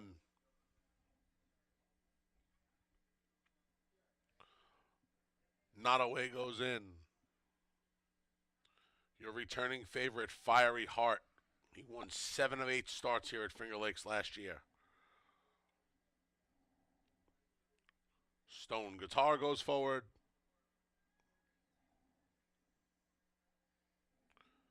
And the last to load's Invaluable Will. They're in the gate. And they're off. Breaking poorly there was the favorite, Fiery Heart. He spots the field a couple of lengths. Stone Guitar makes the lead by himself and quickly opens up a 2-length lead with Cabercoa. Rushing between horses is the gray number 1 Dylan to grab second. Along the outside is Invaluable Will as Limit Up saves ground about 3 lengths from the lead in fourth. It's a gap of 3 to Not Away. Gandy Dancing's right to his inside, and after the stutter step start, Fiery Heart is a half a dozen lengths behind the last pair. Quick first quarter, 22 and 3. Here comes number 1 Dylan to engage and go by Stone Guitar, who tries to battle back. Andre Warrior's guided Limit Up off the rail for a 3-wide rally. Here's Not Away between. Gandy Dancing along the rail. Far outside to Invaluable Will. Limit Up just struck the lead. He took it away from Stone Guitar and number 1 Dylan down the center. Not Away gets involved late, but Limit Up just spurted away from the field and past the 16th pole. He has a 4-length lead. It's Limit Up, then Not Away, and Gandy Dancing in 105 flat.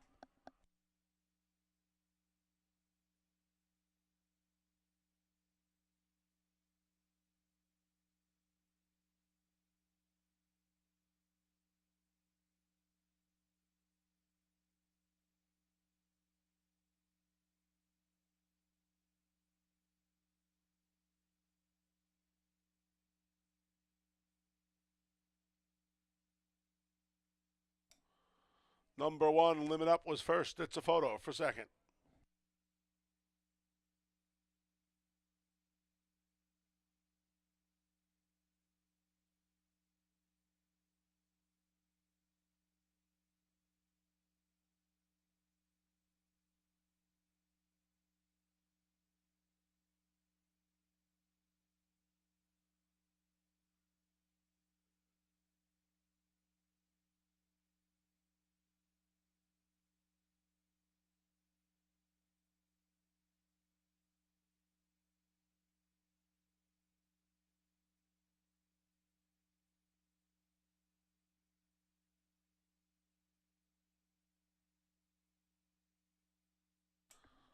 4, Not Away was second. 2, Gandy Dancing third. 5, Fiery Heart fourth. 1, 4, 2, 5 here in the third.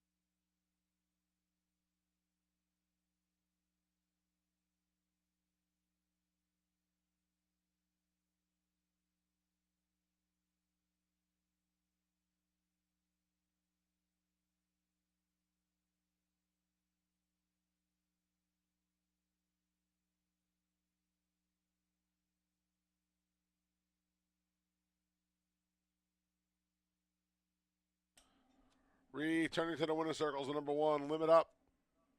5-year-old Gelding's the son of Union Jackson. I have the Bustin' Stones mare, busting at the seams.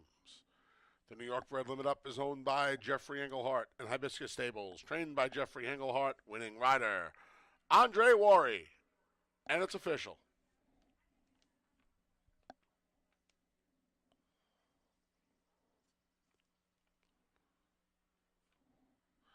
$2 double 6-1, 69 even. $2 exacta 1-4, 22 even. 50-cent try 1-4-2, 36.25. And the 10-cent super 1-4-2-5, $23 and a nickel. Race 4 comes up next. It starts today's 50-cent pick 5. Scratch to 4 Uncle Vic, and the 9 New York Riesling. Scratch to 4 and 9 here in race 4. Post time for race 4 and the start of the pick 5 is in just over 22 minutes.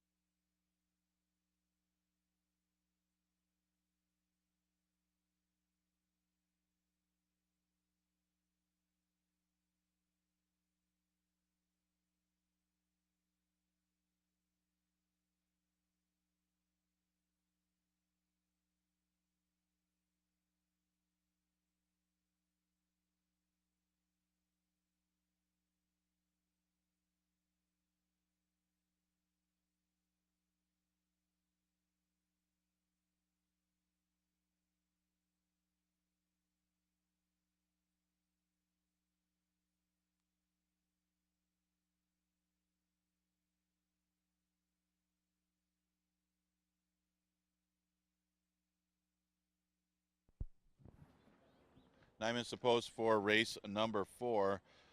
Nice trip for Limit up to get the victory. Is able to get off the rail early, sit a trip, and come outside at the right time. Andre Worry got the victory for trainer Jeff Engelhardt, and that horse was legit. He was a beaten favorite last time.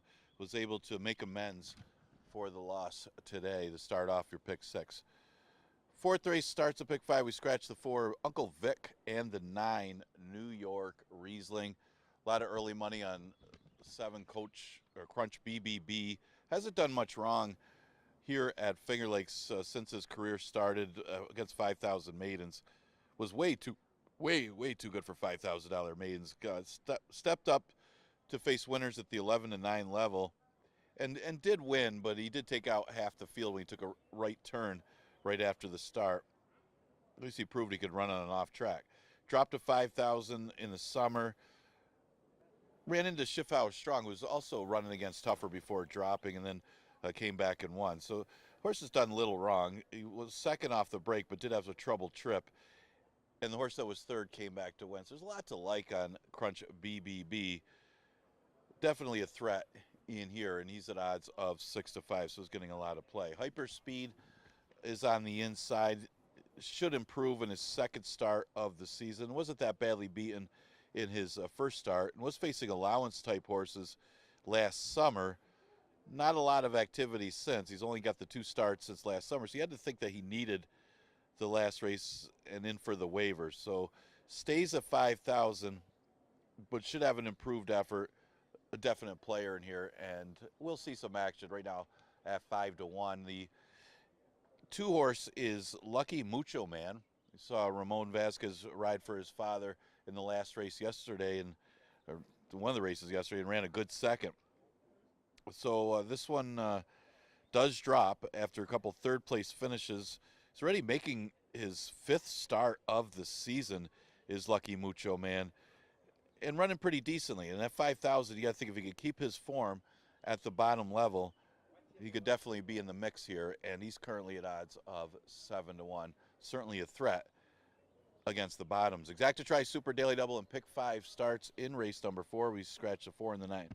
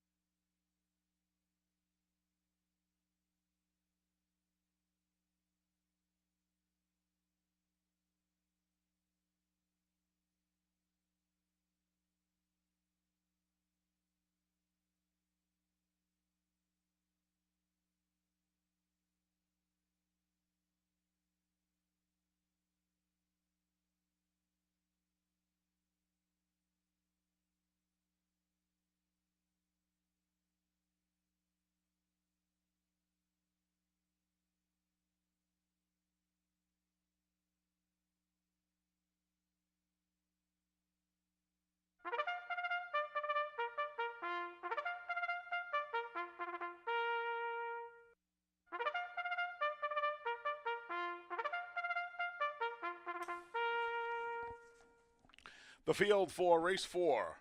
The start of today's 50-cent pick 5 is on the track. The 1 is Hyper Speed with Joel Cruz.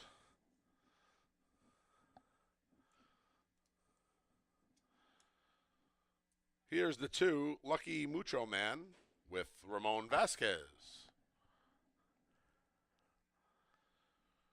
The 3 is Thundering March. Luis Perez rides.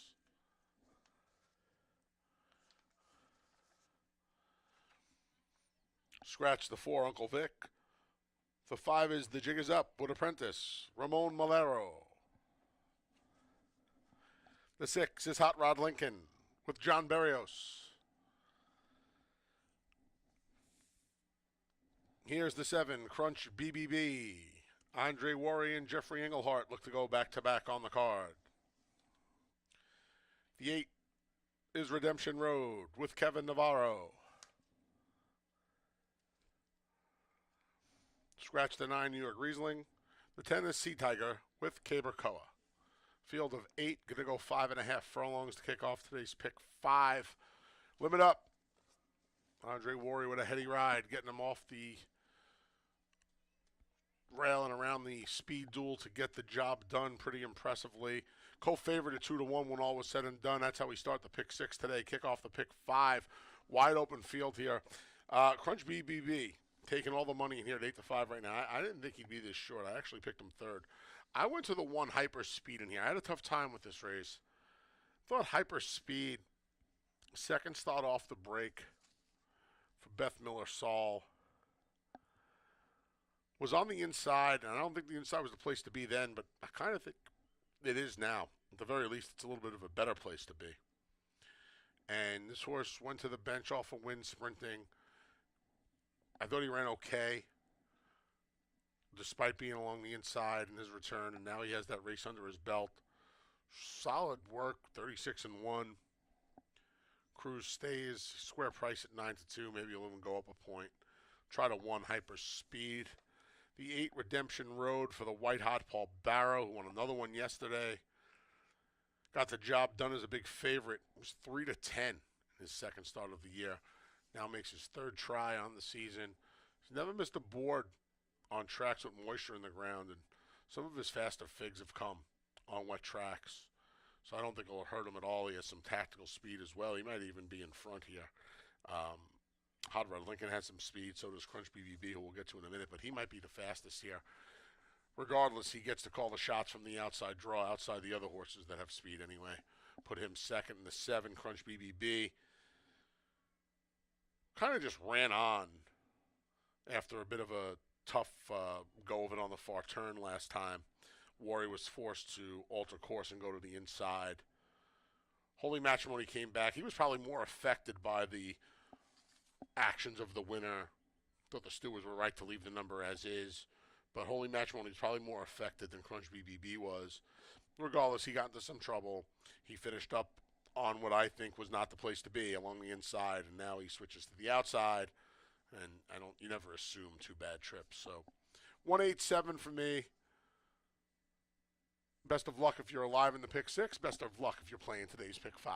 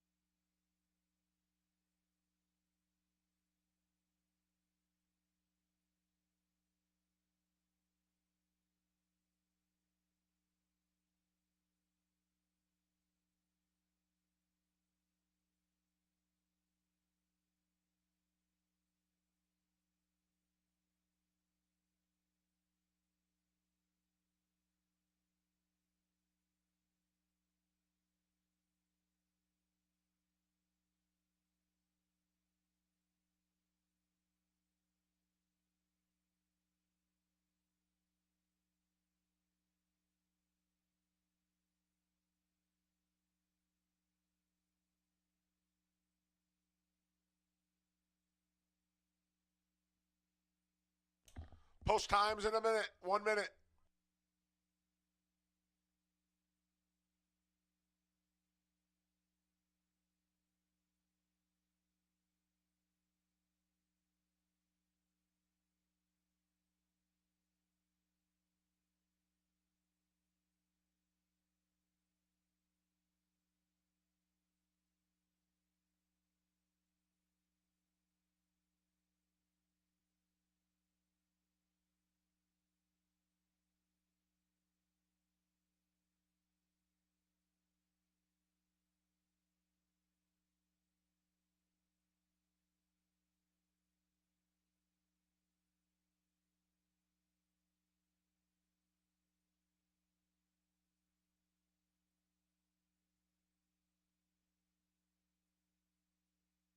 The field for race 4, the start of today's pick 5, is behind the gate, and it's post time.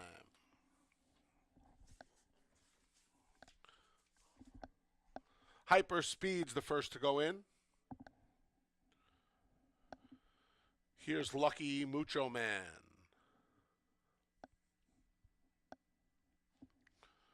A trio of long shots are next, led by Thundering March.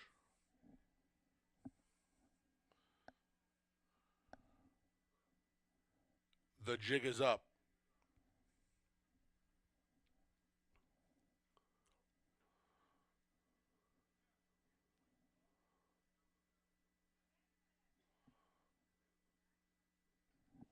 Hot Rod Lincoln's going in.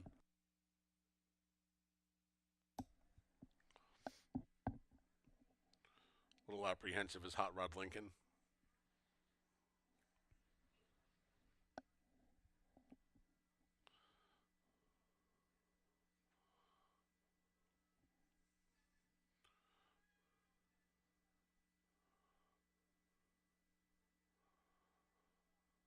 He goes in.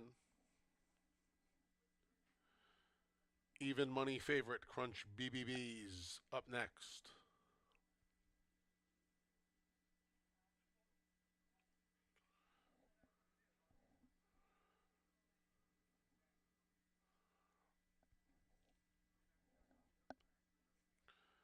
Here's Redemption Road. The last to load's Long Shot Sea Tiger.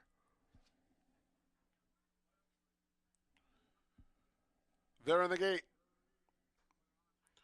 And they're off. Off a beat slow there was Hot Rod Lincoln. A mad scramble on for the lead. That's won by Lucky Mucho Man. Lucky Mucho Man, a short lead. On the outside, there's Crunch BBB, and 3 deep is Redemption Road. These three have a length and a half on Hyperspeed, who settles into 4th along the inside. Thundering March is 5th, about to be passed by Hot Rod Lincoln. Between is the gray. The jig is up, and the trailer is Sea Tiger, 23-1, the contentious opening quarter. Lucky Mucho Man backed out of there. He left it to Crunch BBB and Redemption Road. The two favorites have it to themselves. Lucky Mucho Man remains in 3rd. Hyperspeed off the rail, coming with a 3-wide rally. Here comes Hyperspeed. 4 wide is Hot Rod Lincoln. Riding the inside, Thundering March needs somewhere to go. Off the turn and into the stretch and through a half and 47-1. It's Crunch BBB. Hyperspeed down the center. Lucky Mucho Man at the rail, and between is Redemption Road. Crunch BBB's almost home. Hyperspeed, his best chance to get him. It's Crunch BBB and Hyperspeed. Natural double for Worry. It's Crunch BBB a half length. Then it was Hyperspeed, tight for 3rd and 106.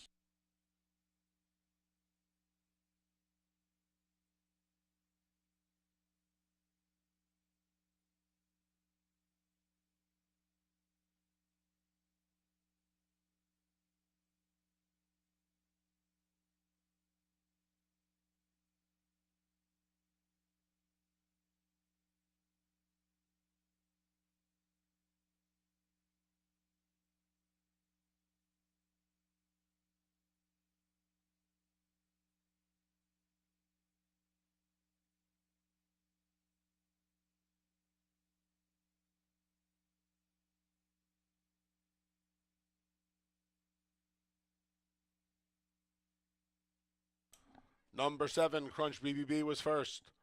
1, Hyperspeed second. It's a photo for 3rd. .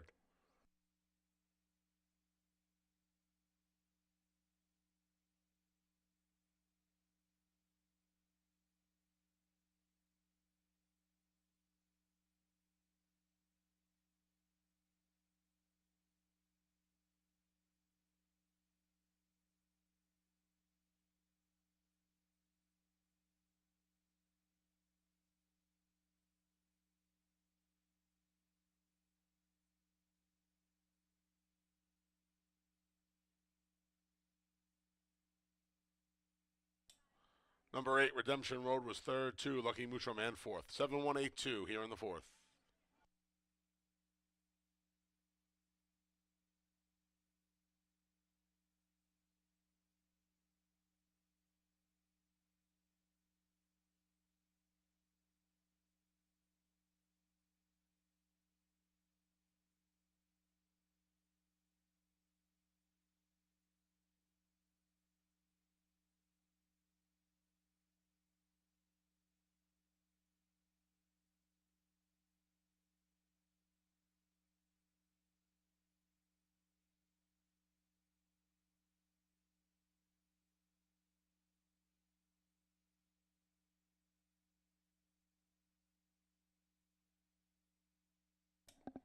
Race 4 is official. Returning to the winner's circles, the number 7, Crunch BBB. The 4-year-old gelding's the son of Always Dreaming. Out of the Kelly Kip mare, Better Run Fast. Crunch BBB is owned by Jeffrey Englehart and Julian Racing Stable. 2 on the day for trainer Jeffrey Englehart. 2 on the day for his jockey, Andre Worry.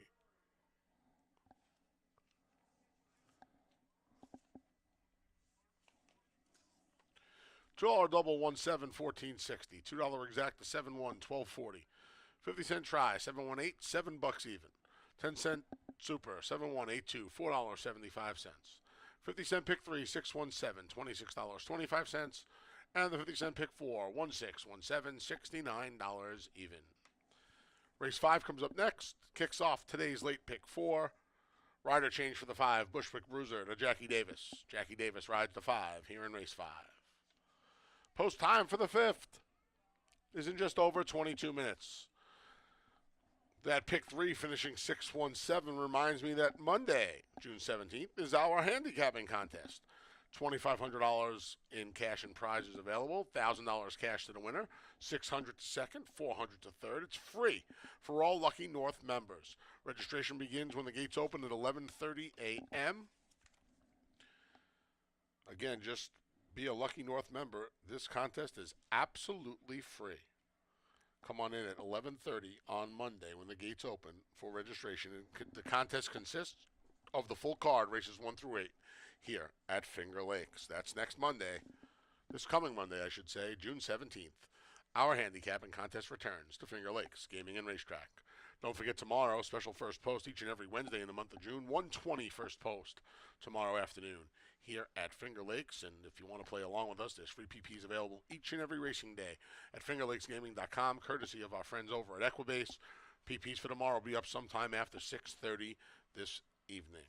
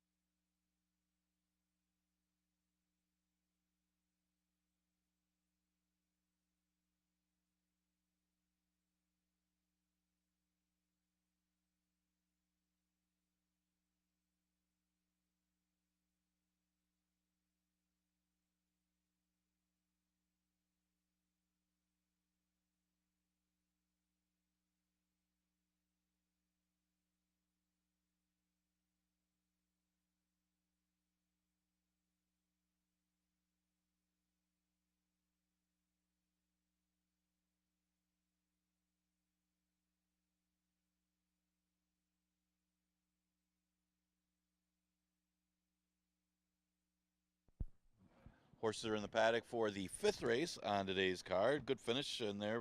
Crunch BBB battled all the way with Redemption Row, was able to hold off Hyperspeed to get the win. Another win for Andre Worry and Jeff Engelhart as they take 2 in a row, taking race 3 and taking race number 4. As we go to the 5th, never won 3 condition, and couldn't be more wide open than this 5th race. So this was the tough one of the pick 5 or pick 6, whichever you're playing. You really need a bunch of them, I would think, in here. The speed of the race should come from the 3 Lars, who stretches out after a couple of short sprints. Obviously doesn't have a lot of route experience, but none of them do. One of the things I mentioned earlier, there's only one horse in the whole field that has a route in 2024, and that's Bushwick Bruiser, the 5 horse. Some of them are coming off the break completely, making their first start of 2024 in this race. So that's what makes it more difficult as far as fitness being an issue in this race. Lars at least has a couple recent sprint races stretching out and does have what looks like some early route speed. The 5 mentioned, Bushwick Bruiser, is that only horse that has recent route race. Of course, his last race isn't that good. He did break his maiden in the mud, going 7 furlongs. Picks up Jackie Davis, and if you could forgive the last effort for Brunswick Bruiser, you could certainly use him in here, and he's at odds of 5-2. The 1 horse is 8 weeks long and has faced better than these in the past and has been competitive against better in the past. Just doesn't have a win over this racetrack. Maybe that could change in this spot. But he is more of a horse that does finish underneath a lot. But hard not to use him in the top 3 or 4 despite coming off the layoff, because fitness is a question for all of them. And he's finished ahead of a lot of these horses in the past. 8 weeks long at odds of 9-2. Certainly a big top 3 threat in a wide open 5th race. We start the late pick 4 with this race. Exacta Tri Super and Daily Double also available again. Jackie Davis is going to be on the 5. Brunswick Bruiser.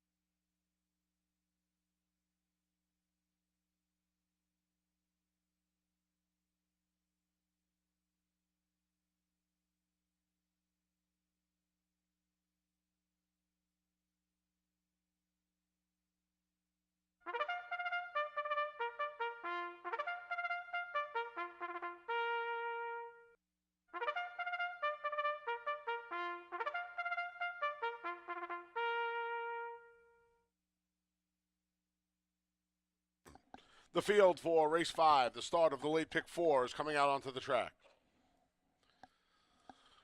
The 1 is 8 weeks long with Anthony Rodriguez.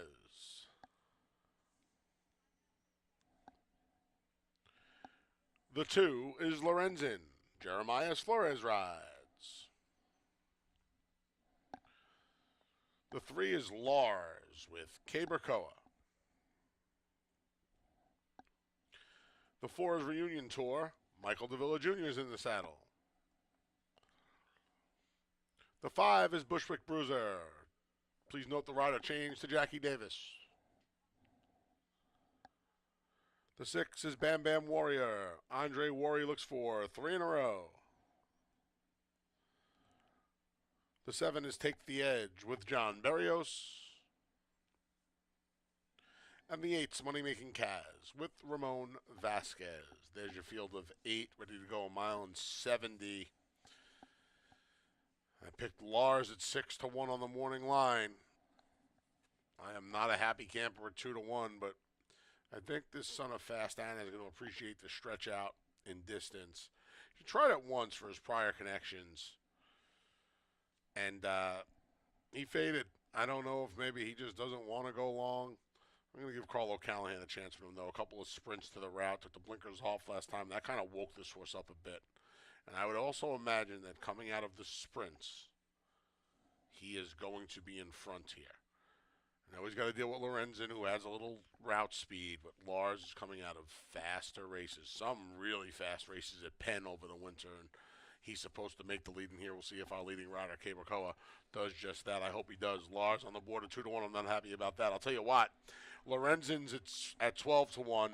That has to come down by post time, and he is a little bit of a Jekyll and Hyde.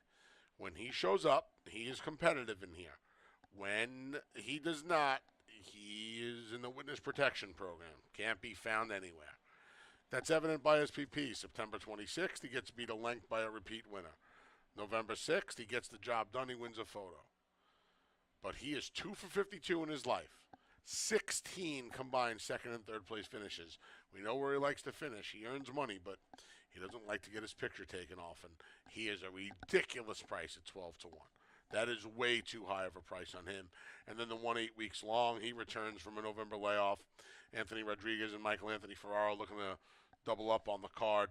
He came to Finger Lakes, back to Finger Lakes, I should say, after a start at Presque Isle. He hasn't gotten the job done since 2022, when both of his career wins came. He was 2 for 7 in 2022. He's 0 for 25 in the rest of his career.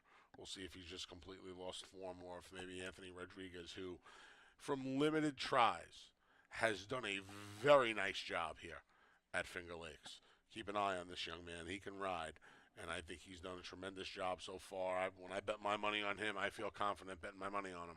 And we'll see if he can wake up 8 weeks long. 3-2-1 blast off from me here in race number 5. Best of luck if you're playing the late pick 4.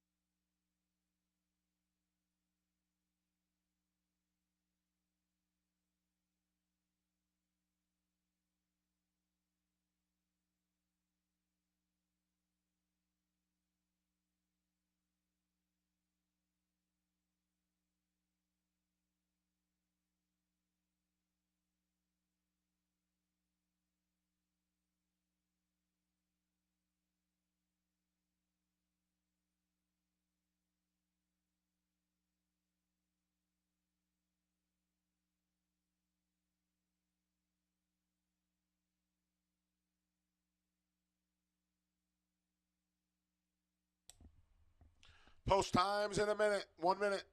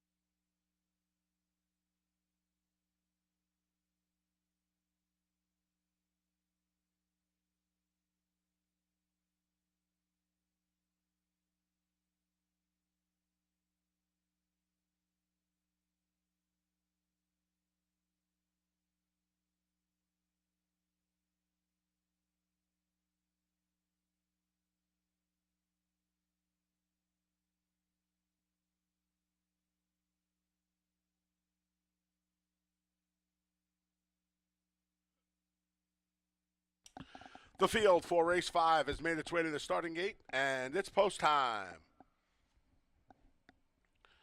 Set to kick off the late pick 4.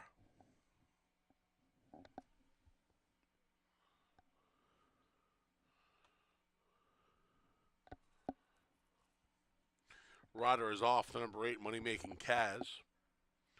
Ramon Vasquez is waiting for his charge in the starting gate.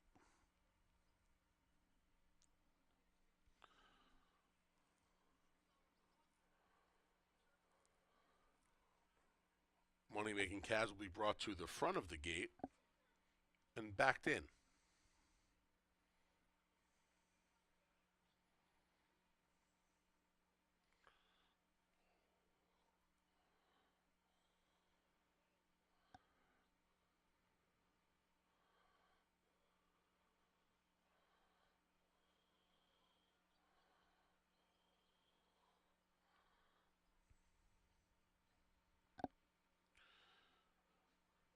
He's in. Ramon Vasquez climbs aboard.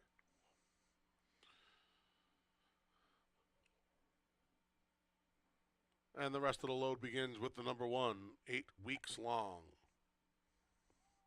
Wide open tote board here. Lorenzen goes in at a big price.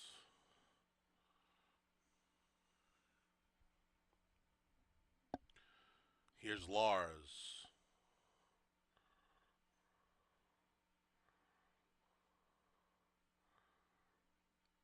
Reunion Tour goes up.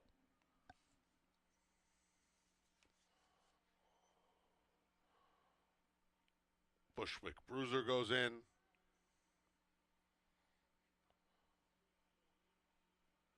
Bam Bam Warriors next.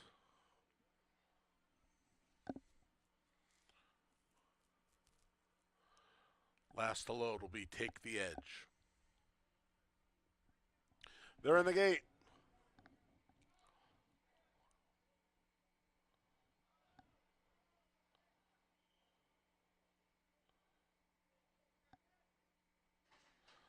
And they're off.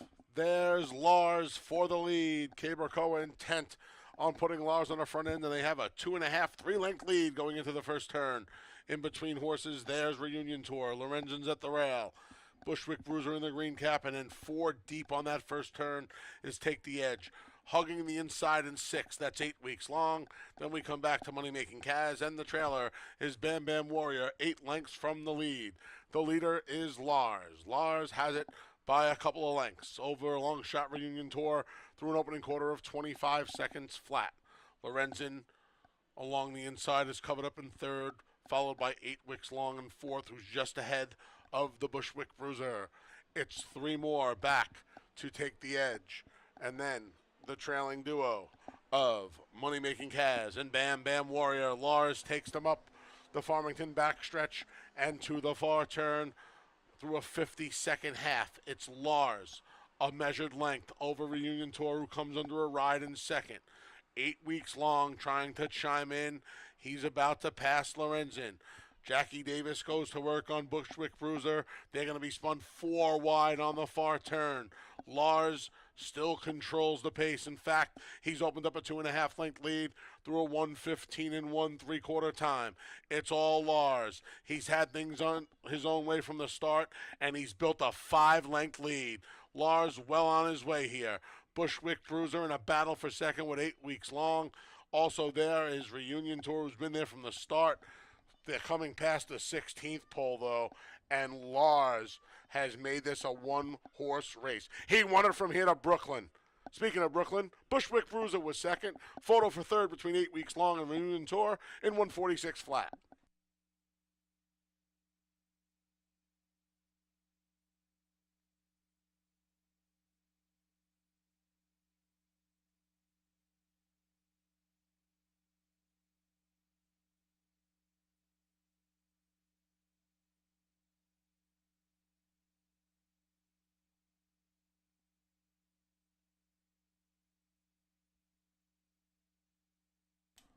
Number 3, Lars was first. 5, Bushwick Bruiser second. It's a photo for third.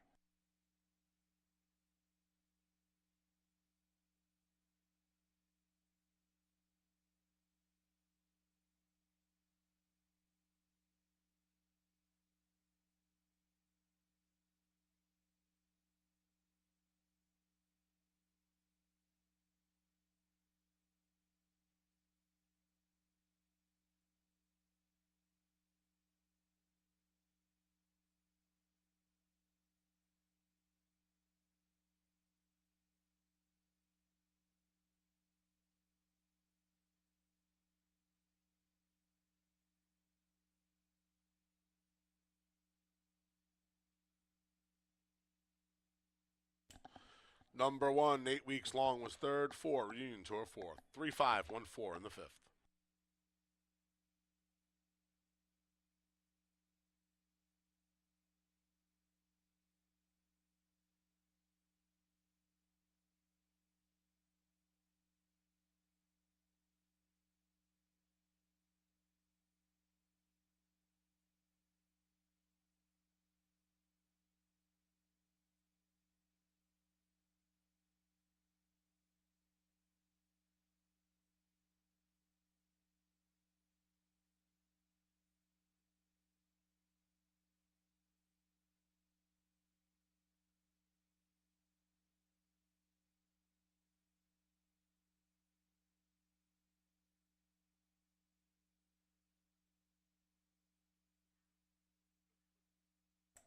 Returning to the winner's circle is Lars. 4-year-old Geldings is on a fast Anna. Out of the Violence mare, Rouge Wave. Lars is owned and trained by Carl J. O'Callahan, winning rider. Our leading rider, Cabracoa. And it's official.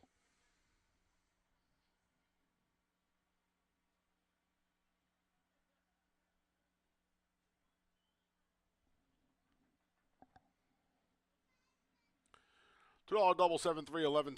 $2 exact to 3-5 32.80. 50-cent try 3-5-1 20-12.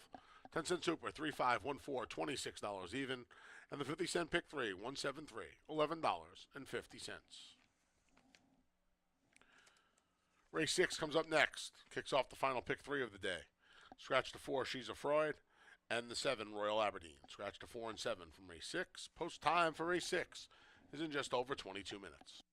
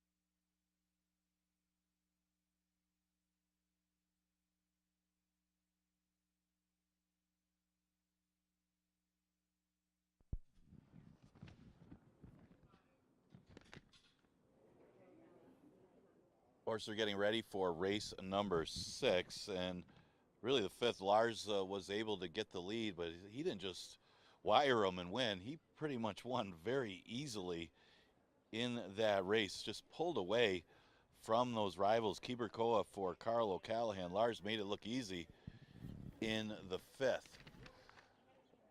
Looking at the 6, we scratched the 4. She's a Freud, also scratched the 7. Royal Aberdeen. Going to get a short price favorite in here. Now, Mamba Gigi looked like he was going to have everything his own way. He was the main speed of the race last time. He just got beat by a better horse. Dulce Veloce still ran him down, even though he got that 23 first quarter.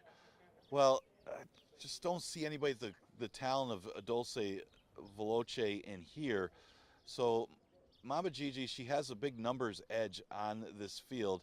It just seems like an easier field than the 2 races that she comes out of, even though one of them was restricted for 3s. Now, there's another good 3-year-old filly in here, Ella Speed. At least she showed a little talent going long as a 2-year-old filly here last year. Talk about Ella Speed. She might be the main rival. The entry is getting some action, too.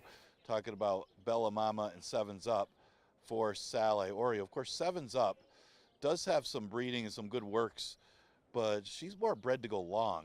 That's the interesting thing about the 1A. She is getting some action at 9-2. I was assuming that was the one that they were playing. Both of them got a 6 furlong work together on May 30th, but Mamba Gigi is a very logical horse in here off of the last 2 efforts, especially if she's able to make the lead against these rivals. Again, it just seems like this field came up a lot easier than the last 2 fields she was up against. She's right now at odds of 4-5, probably going to go off lower odds than that. The 6 horse is World Bank. I mean, after you get past the 8, that's the big favorite. The 9, Ella Speed, who did show a little bit of talent. Keep in mind, Ella Speed's last race in the slop was against the boys. They grouped them together in those route races towards the end of the year. She's really in. Her first start as far as a sprint was her best race, where she finished 3rd as a 2-year-old filly. Now she's got to improve as a 3-year-old, but she's got the room to do so. I guess you look at the 6 World Bank as really the other possibility in here. Maybe more of an underneath against this race, because this race actually seems like it's just as tough. Maybe a little easier than the race she comes out of, because she's got to face Mamba Gigi again. Again, I just mentioned that was a tougher race than this one. Her previous start, maybe not so much, but she chased and faded that race going against Mamba Gigi. And Mamba Gigi might be a little bit quicker than her early, but maybe she runs a little better, bounces back with a good effort against a little bit easier field to get in the number. But Mamba Gigi looks awfully tough in this race, and she's at odds of 4-5. Exacta Tri Super Daily Double and Pick 3 starts in the 6th.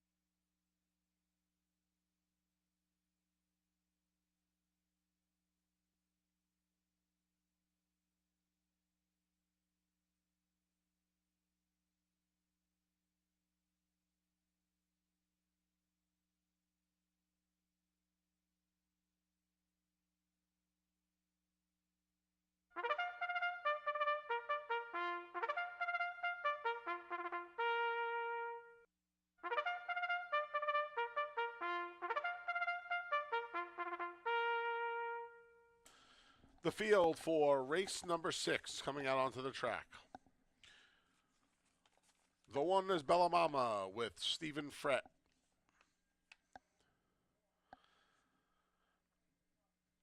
Entry mate 1A, 7's Up, has Luis Perez looking for 2 on the card. The 2 is with Lasting Speed. Rafael Rohina Jr. rides.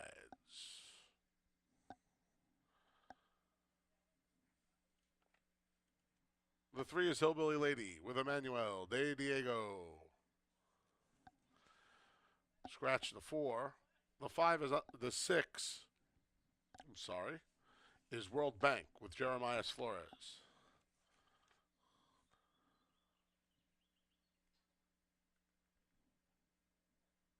There's the 9, Ella Speed. Andre Warrior looks for 3 on the card. Here's the 5, I'm Tappy with Michael Davila Jr. And there's the 8, Mamba Gigi with John Davila Jr. Field of 8, 7 betting interests. Going to go 5.5 here, looking to get out of the maiden ranks.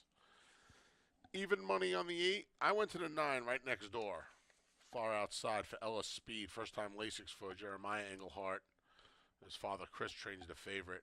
Warrior looking for 3. This filly has raced 4 times in her career. 3 times on sloppy seal tracks, 1 on a fast track, going long. That was her best race. Let's see how she does over a course labeled good and sprinting. I'll tell you what, she looks fired up today, ready to roll. Warrior has his hands full right now. And Jeremiah's numbers off of this layoff overall are fantastic. He wins at just about 40%. So, looking at 7 for 18. Big numbers. A lot of his horses already have Lasix. He's 3 for 11, first time Lasix. Lots of good signs here. This horse is a square price at 5 to 1. I wanted an alternative here. I'll take the 9 Ella Speed. There's the 8 Mamba Gigi. Had a couple of tries here already off the claim. Finished 3rd, then 2nd. And kind of is just climbing the ladder. Finished behind Jen Lu and Dolce Veloce opening day. Came back 3 weeks later, finished 2nd behind Dolce Veloce. Is it her turn to graduate? It could very well be. It's hard for me to imagine another filly or mare getting the job done here. And I think this is 9s and 8s all day long. Rounded it out with a 3 Hillbilly Lady who did show some improvement when first time Lasix. But kind of feel like that was one of those races where she survived to be 2nd. Sky's winning bid at this point 2 times in a row. The filly she beat for 3rd. So she beat for 2nd. Who finished 3rd, I should say. And she comes back in 2 weeks. So I think the 9 and the 8 have to win this. If you're looking for a 3rd horse, it's the 3. 9, 8, 3. Best of luck here on race 6. It kicks off the final pick 3 of the afternoon.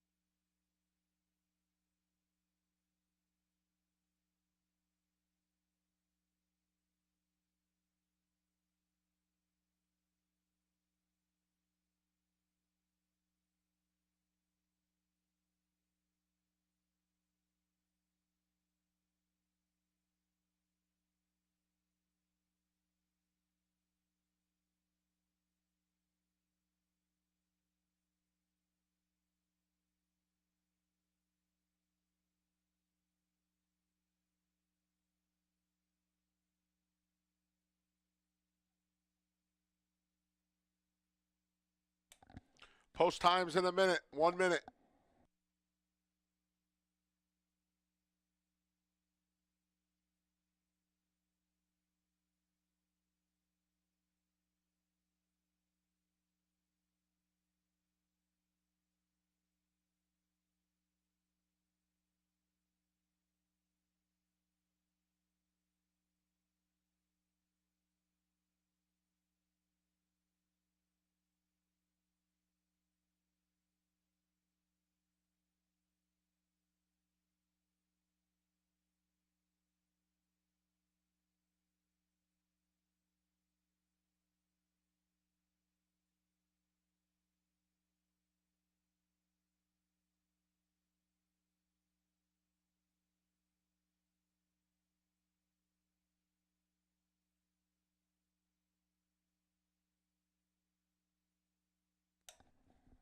The field for race 6 has made its way to the starting gate, and it's post time.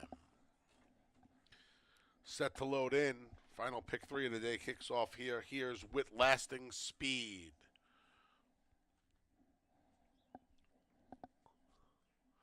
Hillbilly Lady goes in.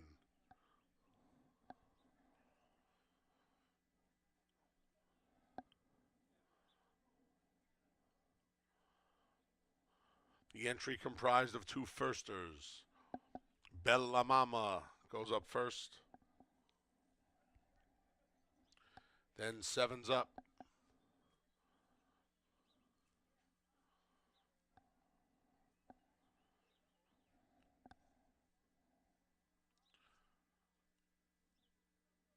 Acting up a bit was the 1 Bella Mama. She settles down. Stephen Fret back aboard. Here's long shot. I'm Tappy going in.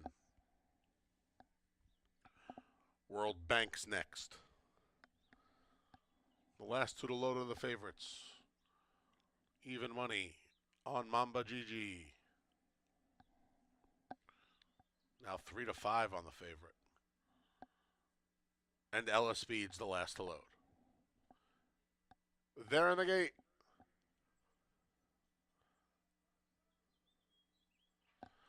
And they're off. Breaking a bit poorly there was 7's up as well as Ella Speed.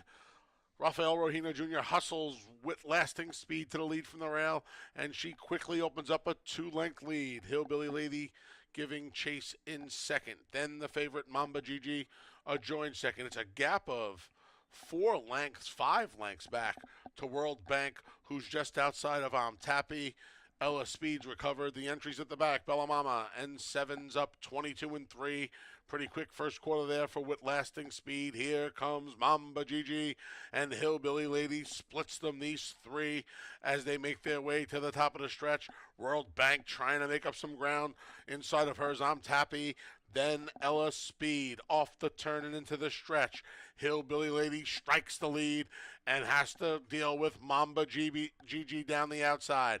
Hillbilly Lady just opened up a 3-length lead.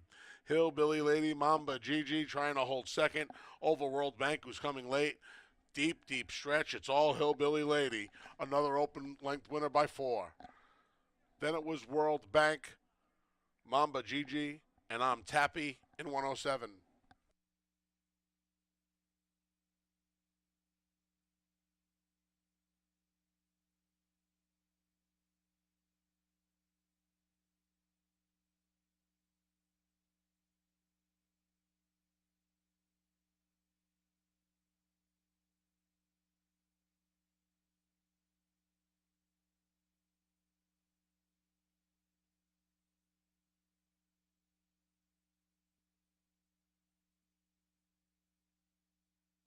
Number 3, Hillbilly Lady was first. 6, World Bank second. 8, Mamba GG third. 5, Tappy finished 4th.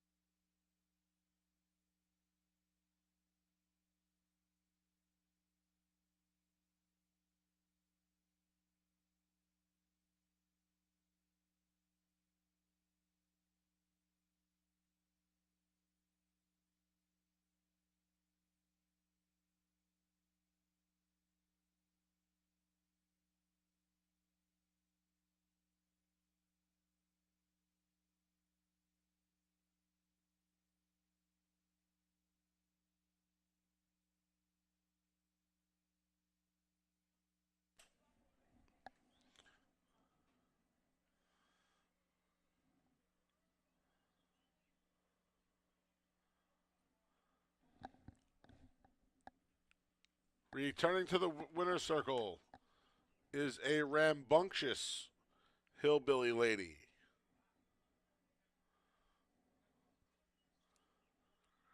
Three-year-old daughter of Majestic City, out of the Langmuir Mare, Lavender Hill, is a New York bred.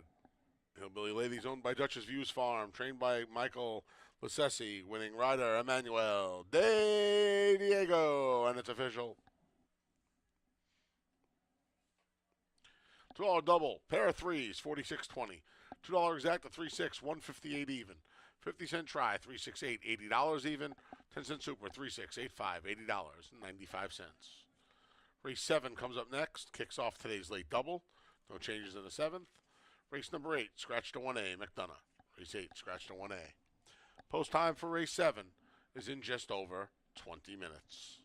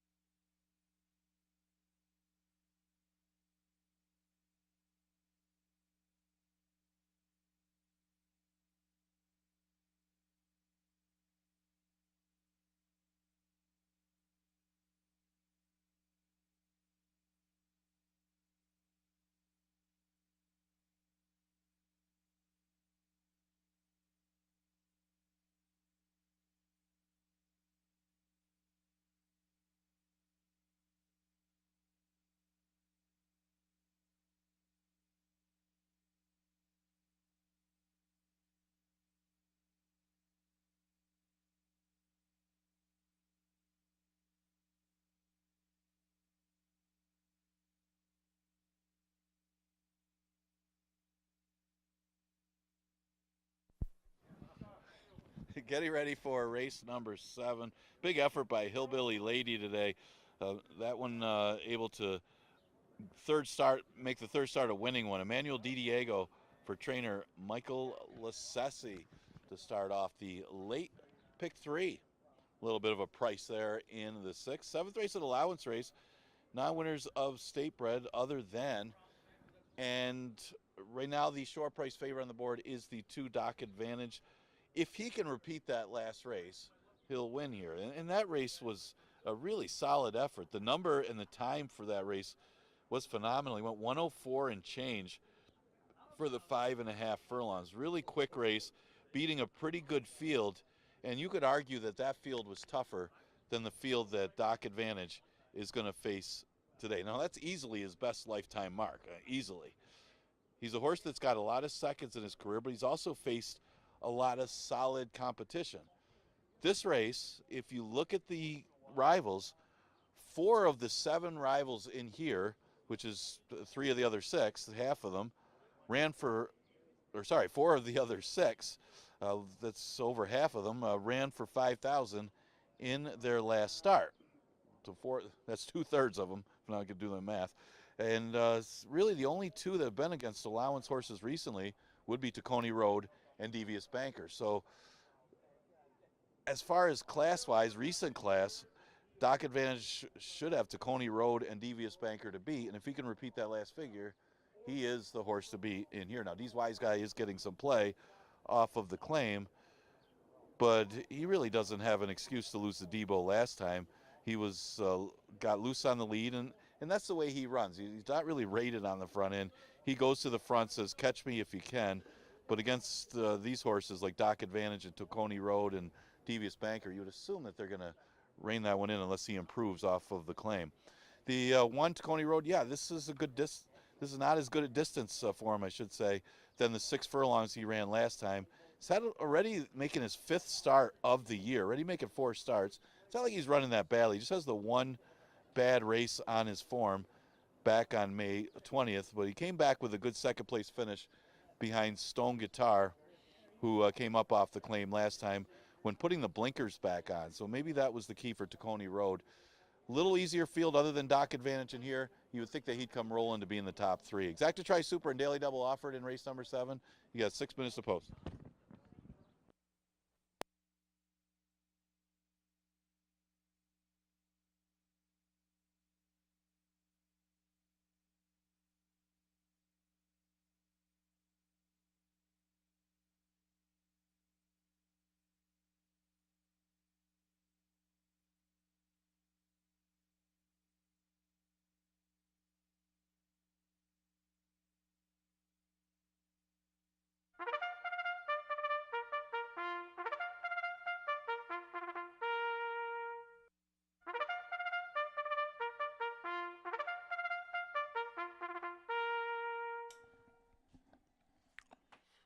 Feel for race 7's coming out onto the track.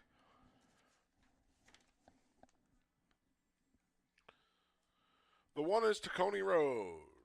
Nazario Alvarado rides. The 2 is Doc Advantage with Jeremias Flores. Here's the 3, D's Wise Guy. Luis Perez is in the saddle. The 5 is Bowing Snowman with Rafael Rohina Jr.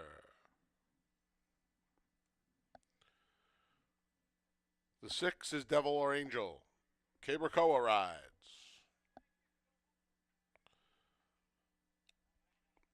The 7 is Devious Banker.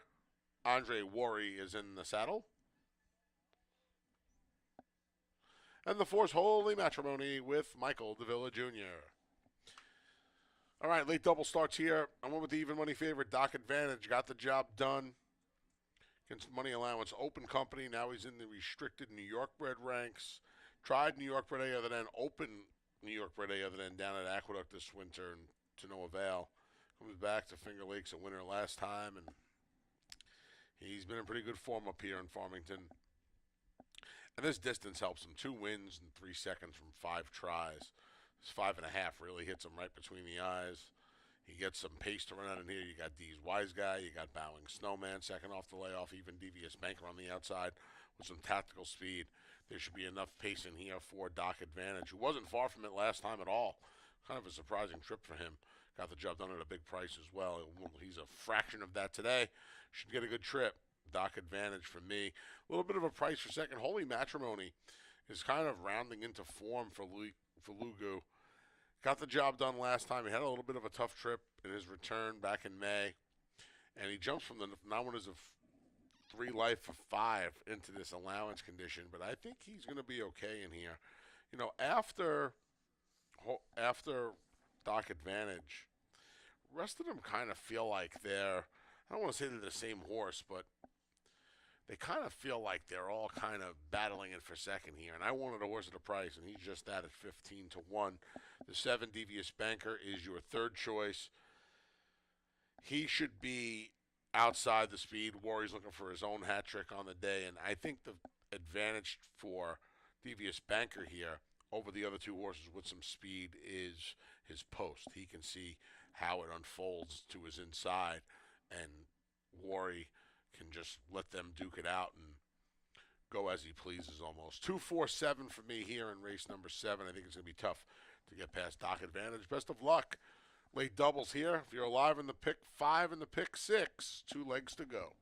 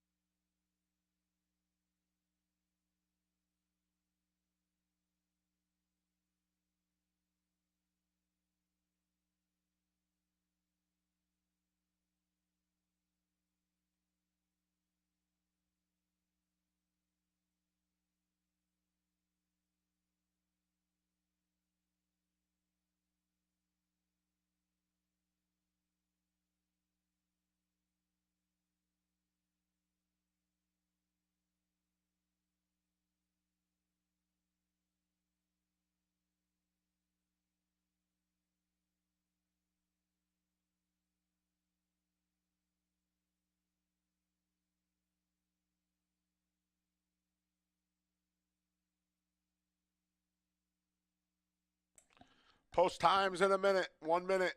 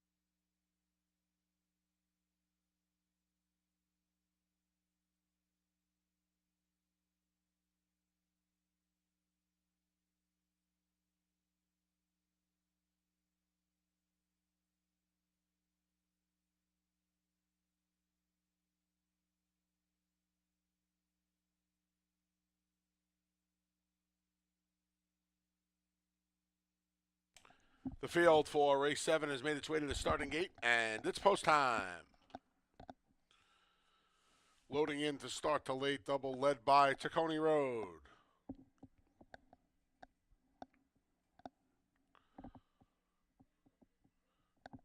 Odds-on favorite Doc Advantage goes in.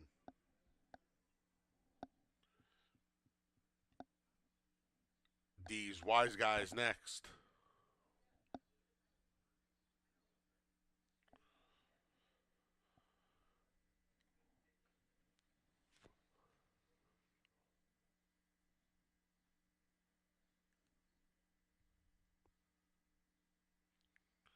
Holy Matrimony goes up.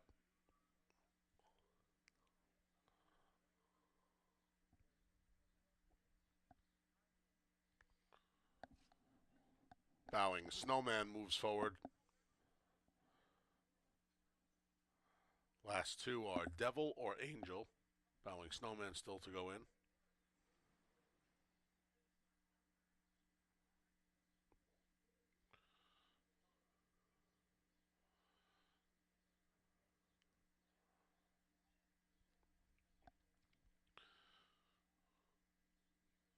Here's Devil or Angel. Acting up there, D's Wise Guy. Luis Perez came off but stayed in the gate. Nice job.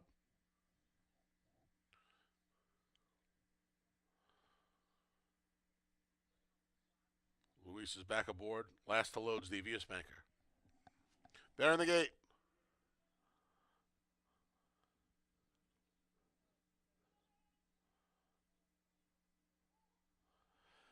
And they're off. Quick start for Bowing Snowman, who goes to the lead. Here comes D's Wise Guy. Between these two have a length on the favorite Doc Advantage, who settles into third. Between horses, there's Devil Angel. Passed on the outside by Devious Banker. He has Holy Matrimony to his inside, and along the rail is Tacony Road. 8 lengths from front to back. D's Wise Guy speeds off to a 3-length lead. Doc Advantage now moves into second and gives chase. Backing up a bit is Bowing Snowman through a quick first quarter in 22-1. Fourth is Devious Banker, just ahead of Tacony Road, who's up along the rail. Dropping back's Devil or Angel. Holy Matrimony's at the back. D's Wise Guy's on top. D's Wise Guy, Doc Advantage, creeps closer now in second. D's Wise Guy still a length. Doc Advantage to the outside, off the turn and into the stretch through a half and 46 flat, and Doc Advantage just stormed to the lead. D's Wise Guy's going to try to hold on for second, just passed along the inside by Tacony Road. Down the center, a late rally from Devious Banker, but another no doubt about it winner here. Doc Advantage runs up the score and wins it by a half dozen. Then it was Tacony Road, Devious Banker, and Bowing Snowman in 104-4.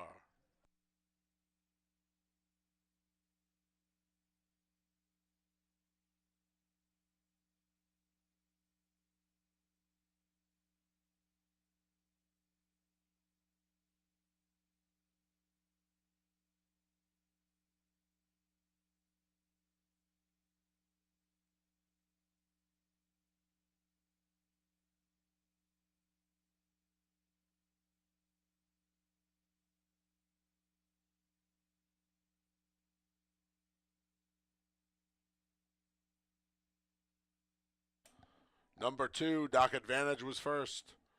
1, Tacony Road second. 7, Devious Banker third. 5, Bowing Snowman was fourth.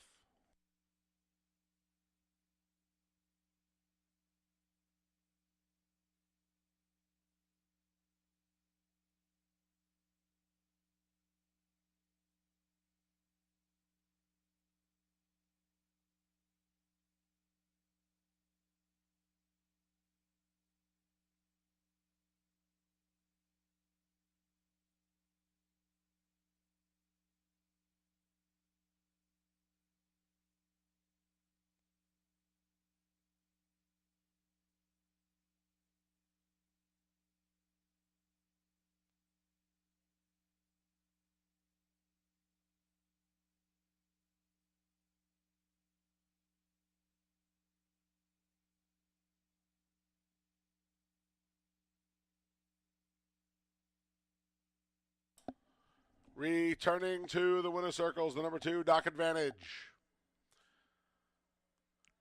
The 6-year-old Gelding's the son of Girolamo out of the Posse Mare, AP Advantage. The New York bred Dock Advantage is owned and trained by Paul Barrow, winning rider Jeremias Flores.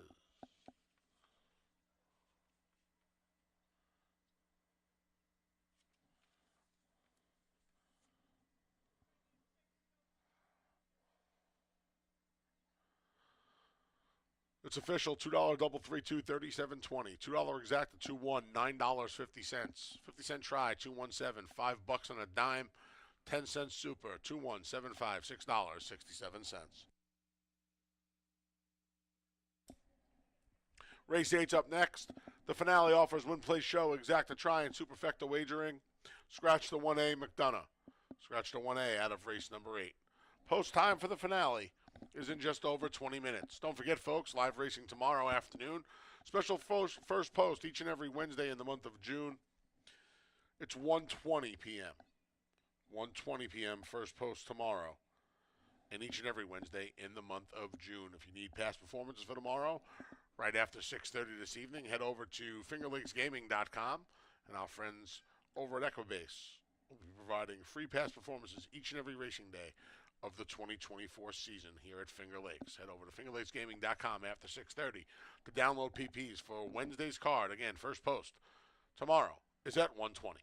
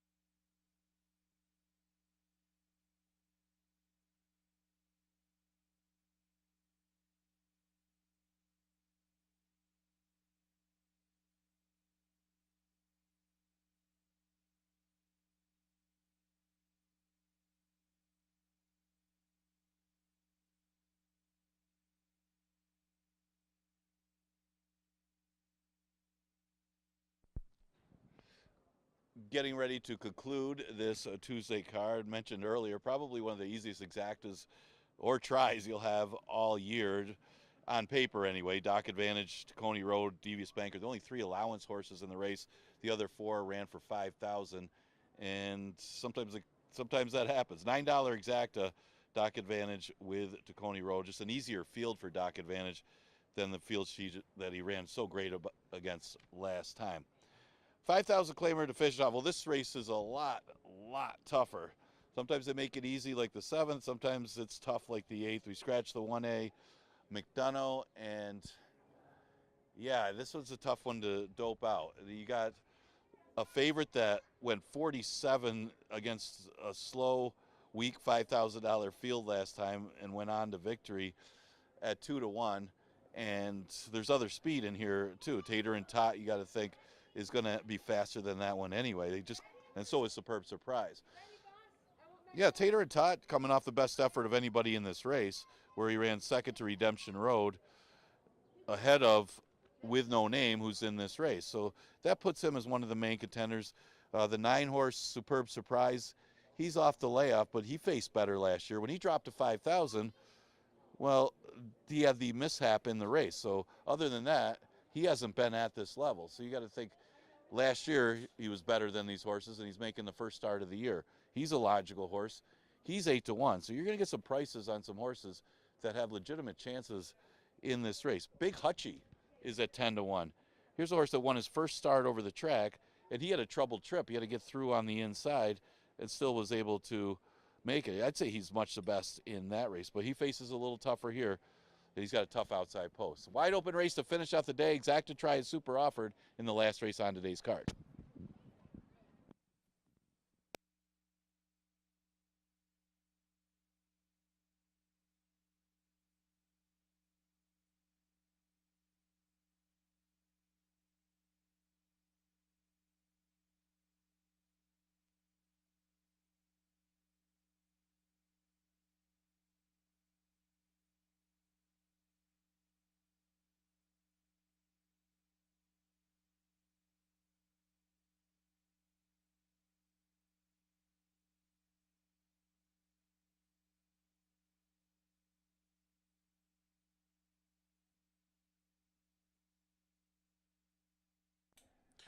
As the field makes its way out of the paddock for the finale and onto the track, I want to remind you that there could be a carryover in the pick 6 should the 2, 6, 7, 8, 10, or 11 win the finale.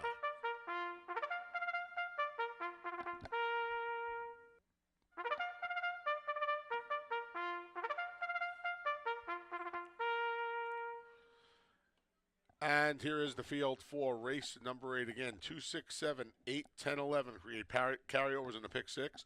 The 10 Dancing with Jake, a carryover in the pick 5. Here's the one, the Wipers on the Bus with Jackie Davis.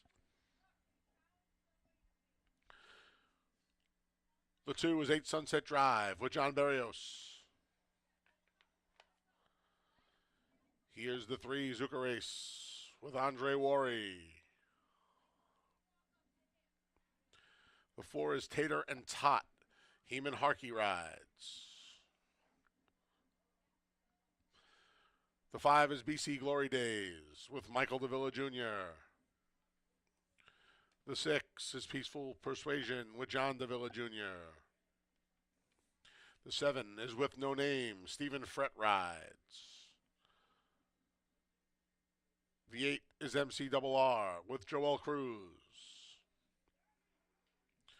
The 9 is Superb Surprise. Jeremias Flores looks to sweep the late double, as does trainer Paul Barrow.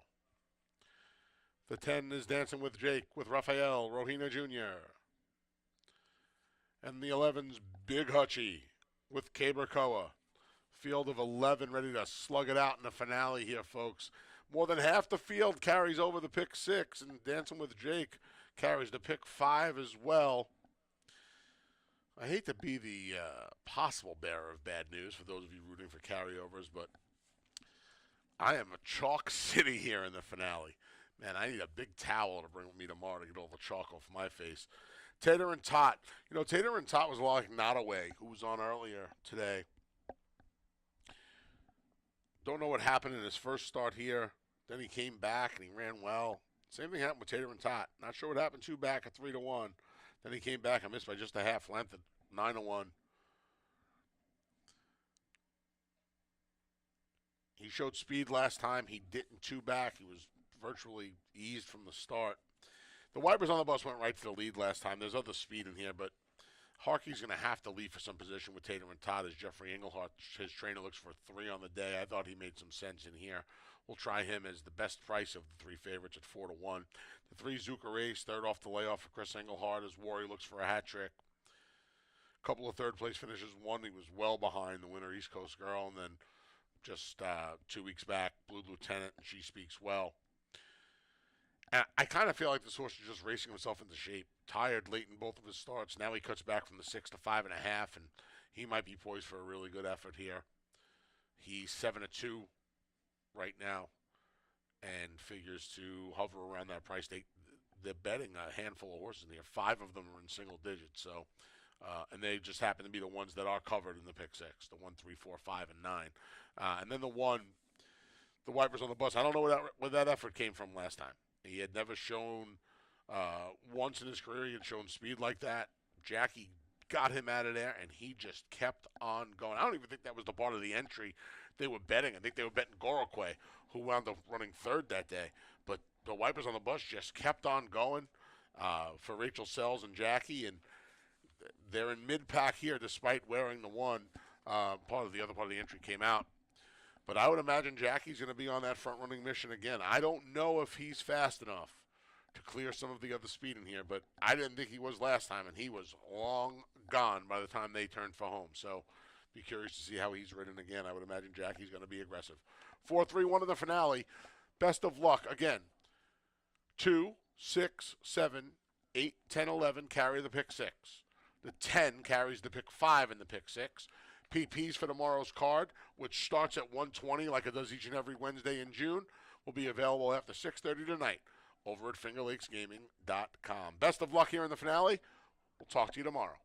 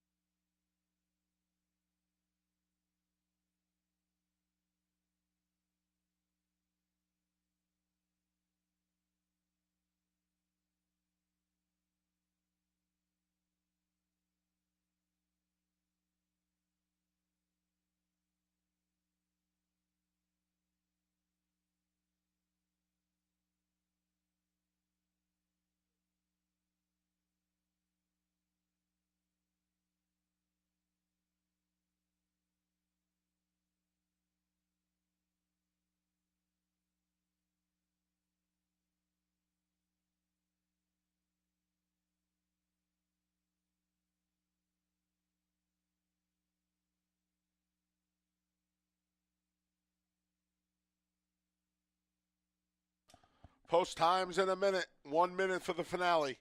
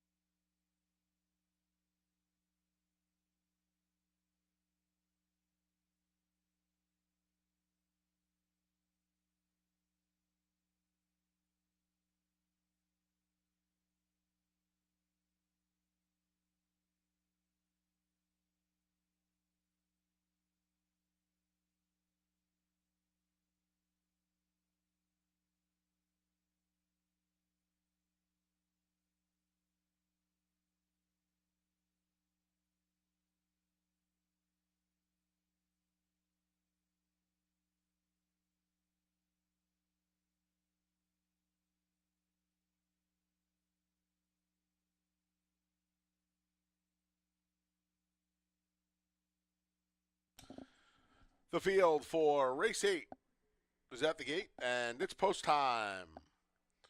8 Sunset Drive at a huge price, the first to load.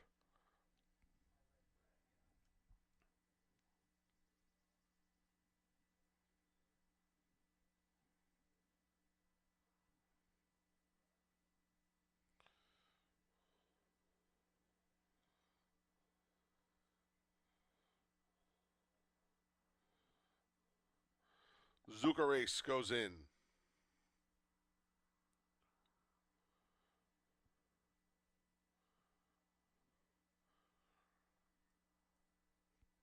Tater and Tots next.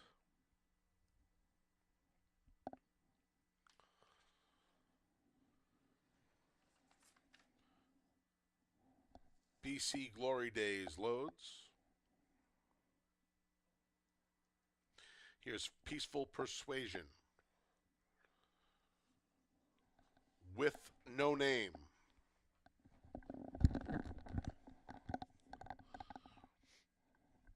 Slight favorite, the wheels on the bus. Who wears the one? MC Double R goes forward.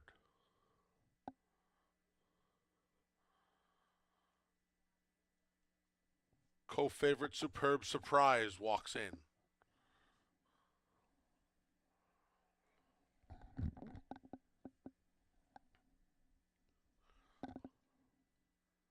Dancing with Jake goes forward. He creates a pick 6 and a pick 5 carryover should he win the finale.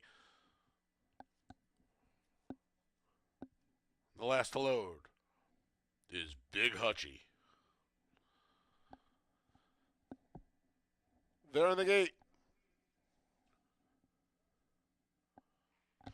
And they're off. From the outside, Superb Surprise shows first now between its Peaceful Persuasion and an all-yellow Tater and Tot. These three have a length and a half on BC Glory Days, who splits with No Name and 8 Sunset Drive. On the far outside, moving forward there is Big Hutchie. Between runners is Zuka Race.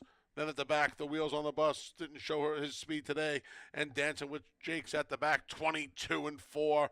Tater and Tot and Superb Surprise ripped through the opening quarter. BC Glory Days moves into contention in third. He just went past the early leader, Peaceful Persuasion. 2.5 lengths more back to With No Name. Inside of him, Zuka Race trying to chime in as the field turns for home. They go the half mile in 46 and 3. Superb Surprise survived the duel with Tater and Tot, and he draws off to a 3-length lead. Tater and Tot trying to hold second. A host of pursuers coming, including With No Name, but they're coming down to the line. Another stone's throw win. Superb Surprise by 4. Then it was Tater and Tot. With No Name, Zuka Race rounds out the Super in 105 and 3.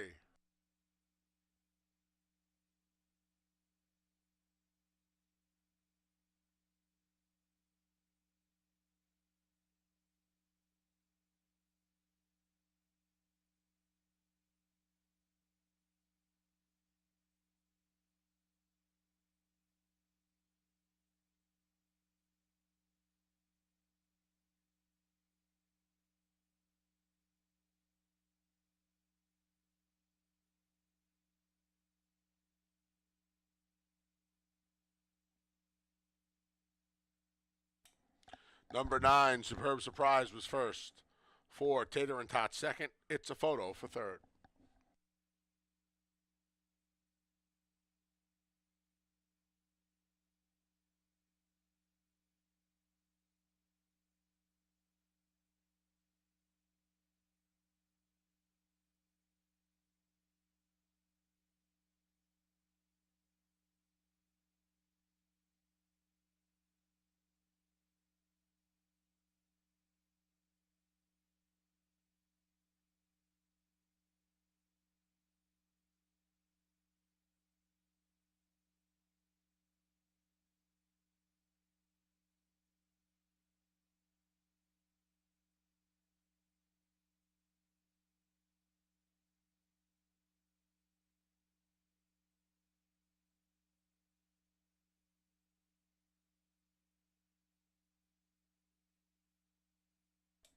Returning to the winner's circles, the number 9, Superb Surprise.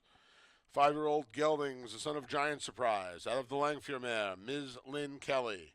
The New York bred Superb Surprise is owned and trained by Paul Barrow, who sweeps the late double, along with his rider, Jeremias Flores.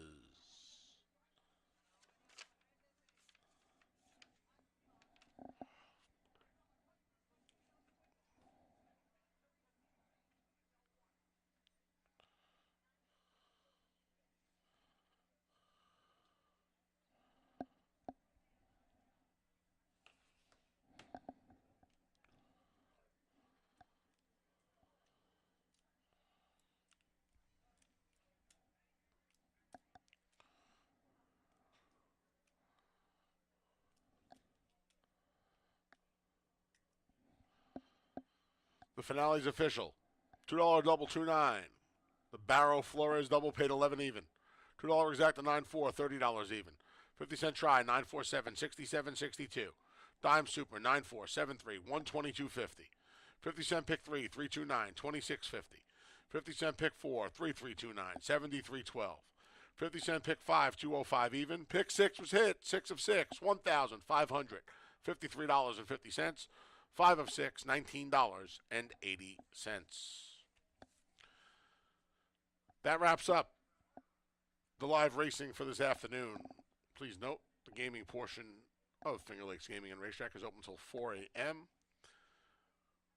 We resume live racing and wrap up the week tomorrow with an 8-race card. Special first post each and every Wednesday in June is 1:20 p.m. Until then, on behalf of the broadcast team, staff, and management here at Finger Lakes Gaming and Racetrack, I'm your track announcer, the Big A Anthony Stabile, thanking you for joining us today. Please arrive home or wherever you're going safely. Have a great night.